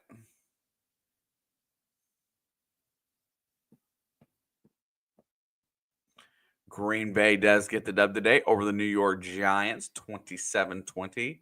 And Chicago wins on a last-second field goal, a la Skater said. And Houston's got the ball. Time is expiring in Tennessee.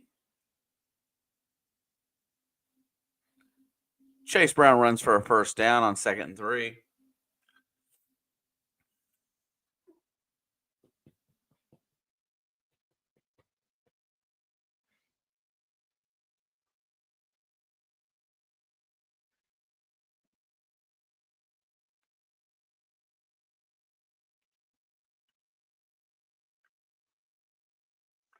Two seconds left in the Houston-Tennessee game. Obviously, they may be trying a field goal. We'll see. Flacco's back, fires it, caught to Jamar Chase. He runs for a first down.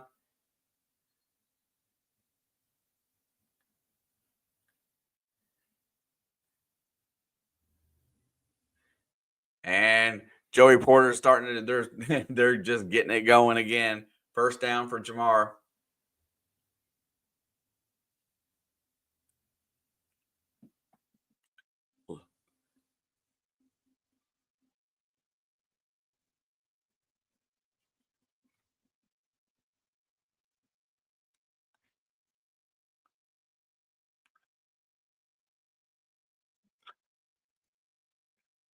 If anybody has any interest this afternoon, I know Skater's going to be busy, but I'll be in here for college basketball probably at 5:30 if this game gets over with in time and I get set up.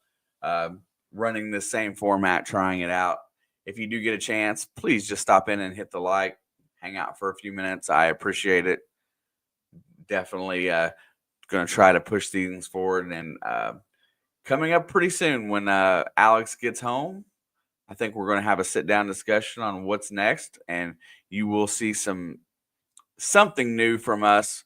Not new, just getting back to normal is what I'm going to call it, to some form of normalcy for her and I. So hopefully we get that figured out really soon. You guys are been really good about hanging out when we're here. So, and we hate not being here.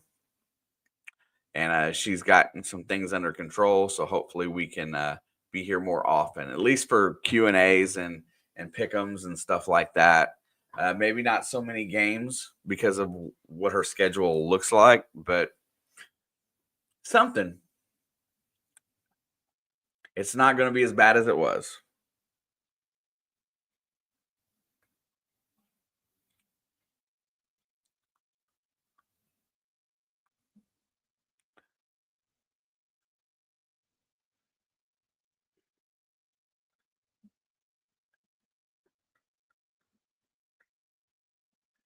Yo, what up, Rob?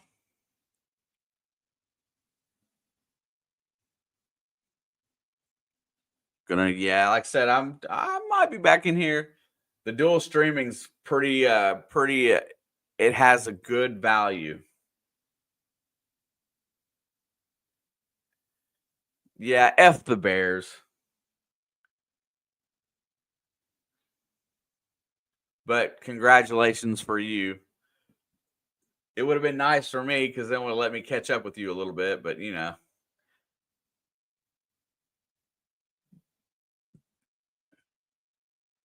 2 minutes left to go. Ball is at the 38. Flacco's back, fires it over the middle, caught by Tanner Hudson, who runs 9 yards. They're going to run into the hurry up here. 1:51 to go. Second down and 1. They're not in any real hurry here because I don't think there's much they can really do. They're going to try to punch this one in if they can. I just want to see the post game with Jamar Chase. Checks it. Oh, it's tipped at the line of scrimmage.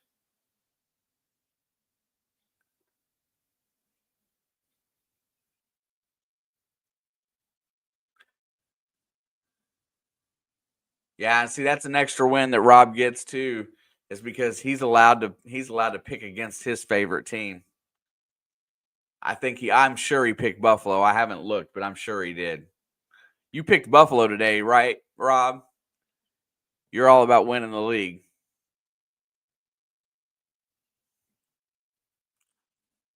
Third down and 1. Yoshivas is in motion. Handoff Chase Brown. First down. Good effort today by Chase Brown.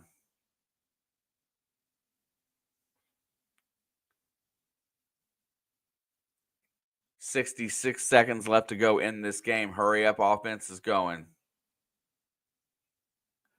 Flacco back to pass. Fires it over the middle. Chase Brown for a 3-yard gain. With 55 seconds, stop throwing it for 3 yards. If you're going to do that, just kneel it out, for crying out loud.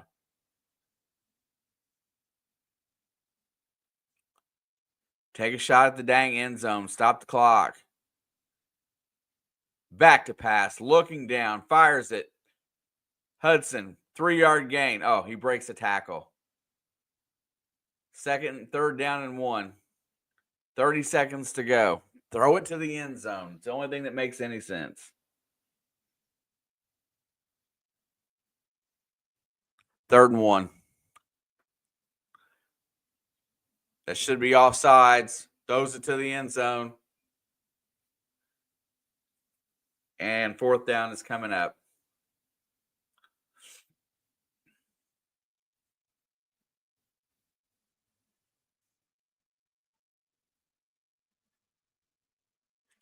And I'm not going to lie, for you Pittsburgh fans that are out here today, Mason Rudolph looked way better than Aaron Rodgers in this game. It went to crap for us when Mason Rudolph took over.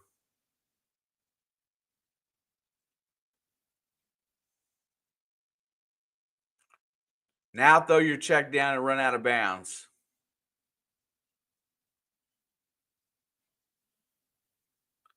Game over. Out of bounds. Try to throw it to T. Higgins. Bobbling as it goes out of bounds. The final score is 1-2-3-4. Cincinnati Bengals 12. Pittsburgh Steelers 34. No interception there at the end by Pierre, as he had great coverage on T. Higgins. Defensive line smashed him several times today.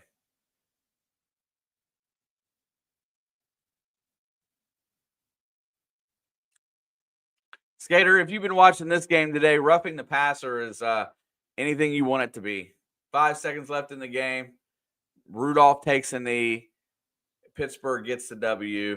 Not going to go through any stats today. Not going to go through any of the rigmarole. Turnovers are the name of the game today.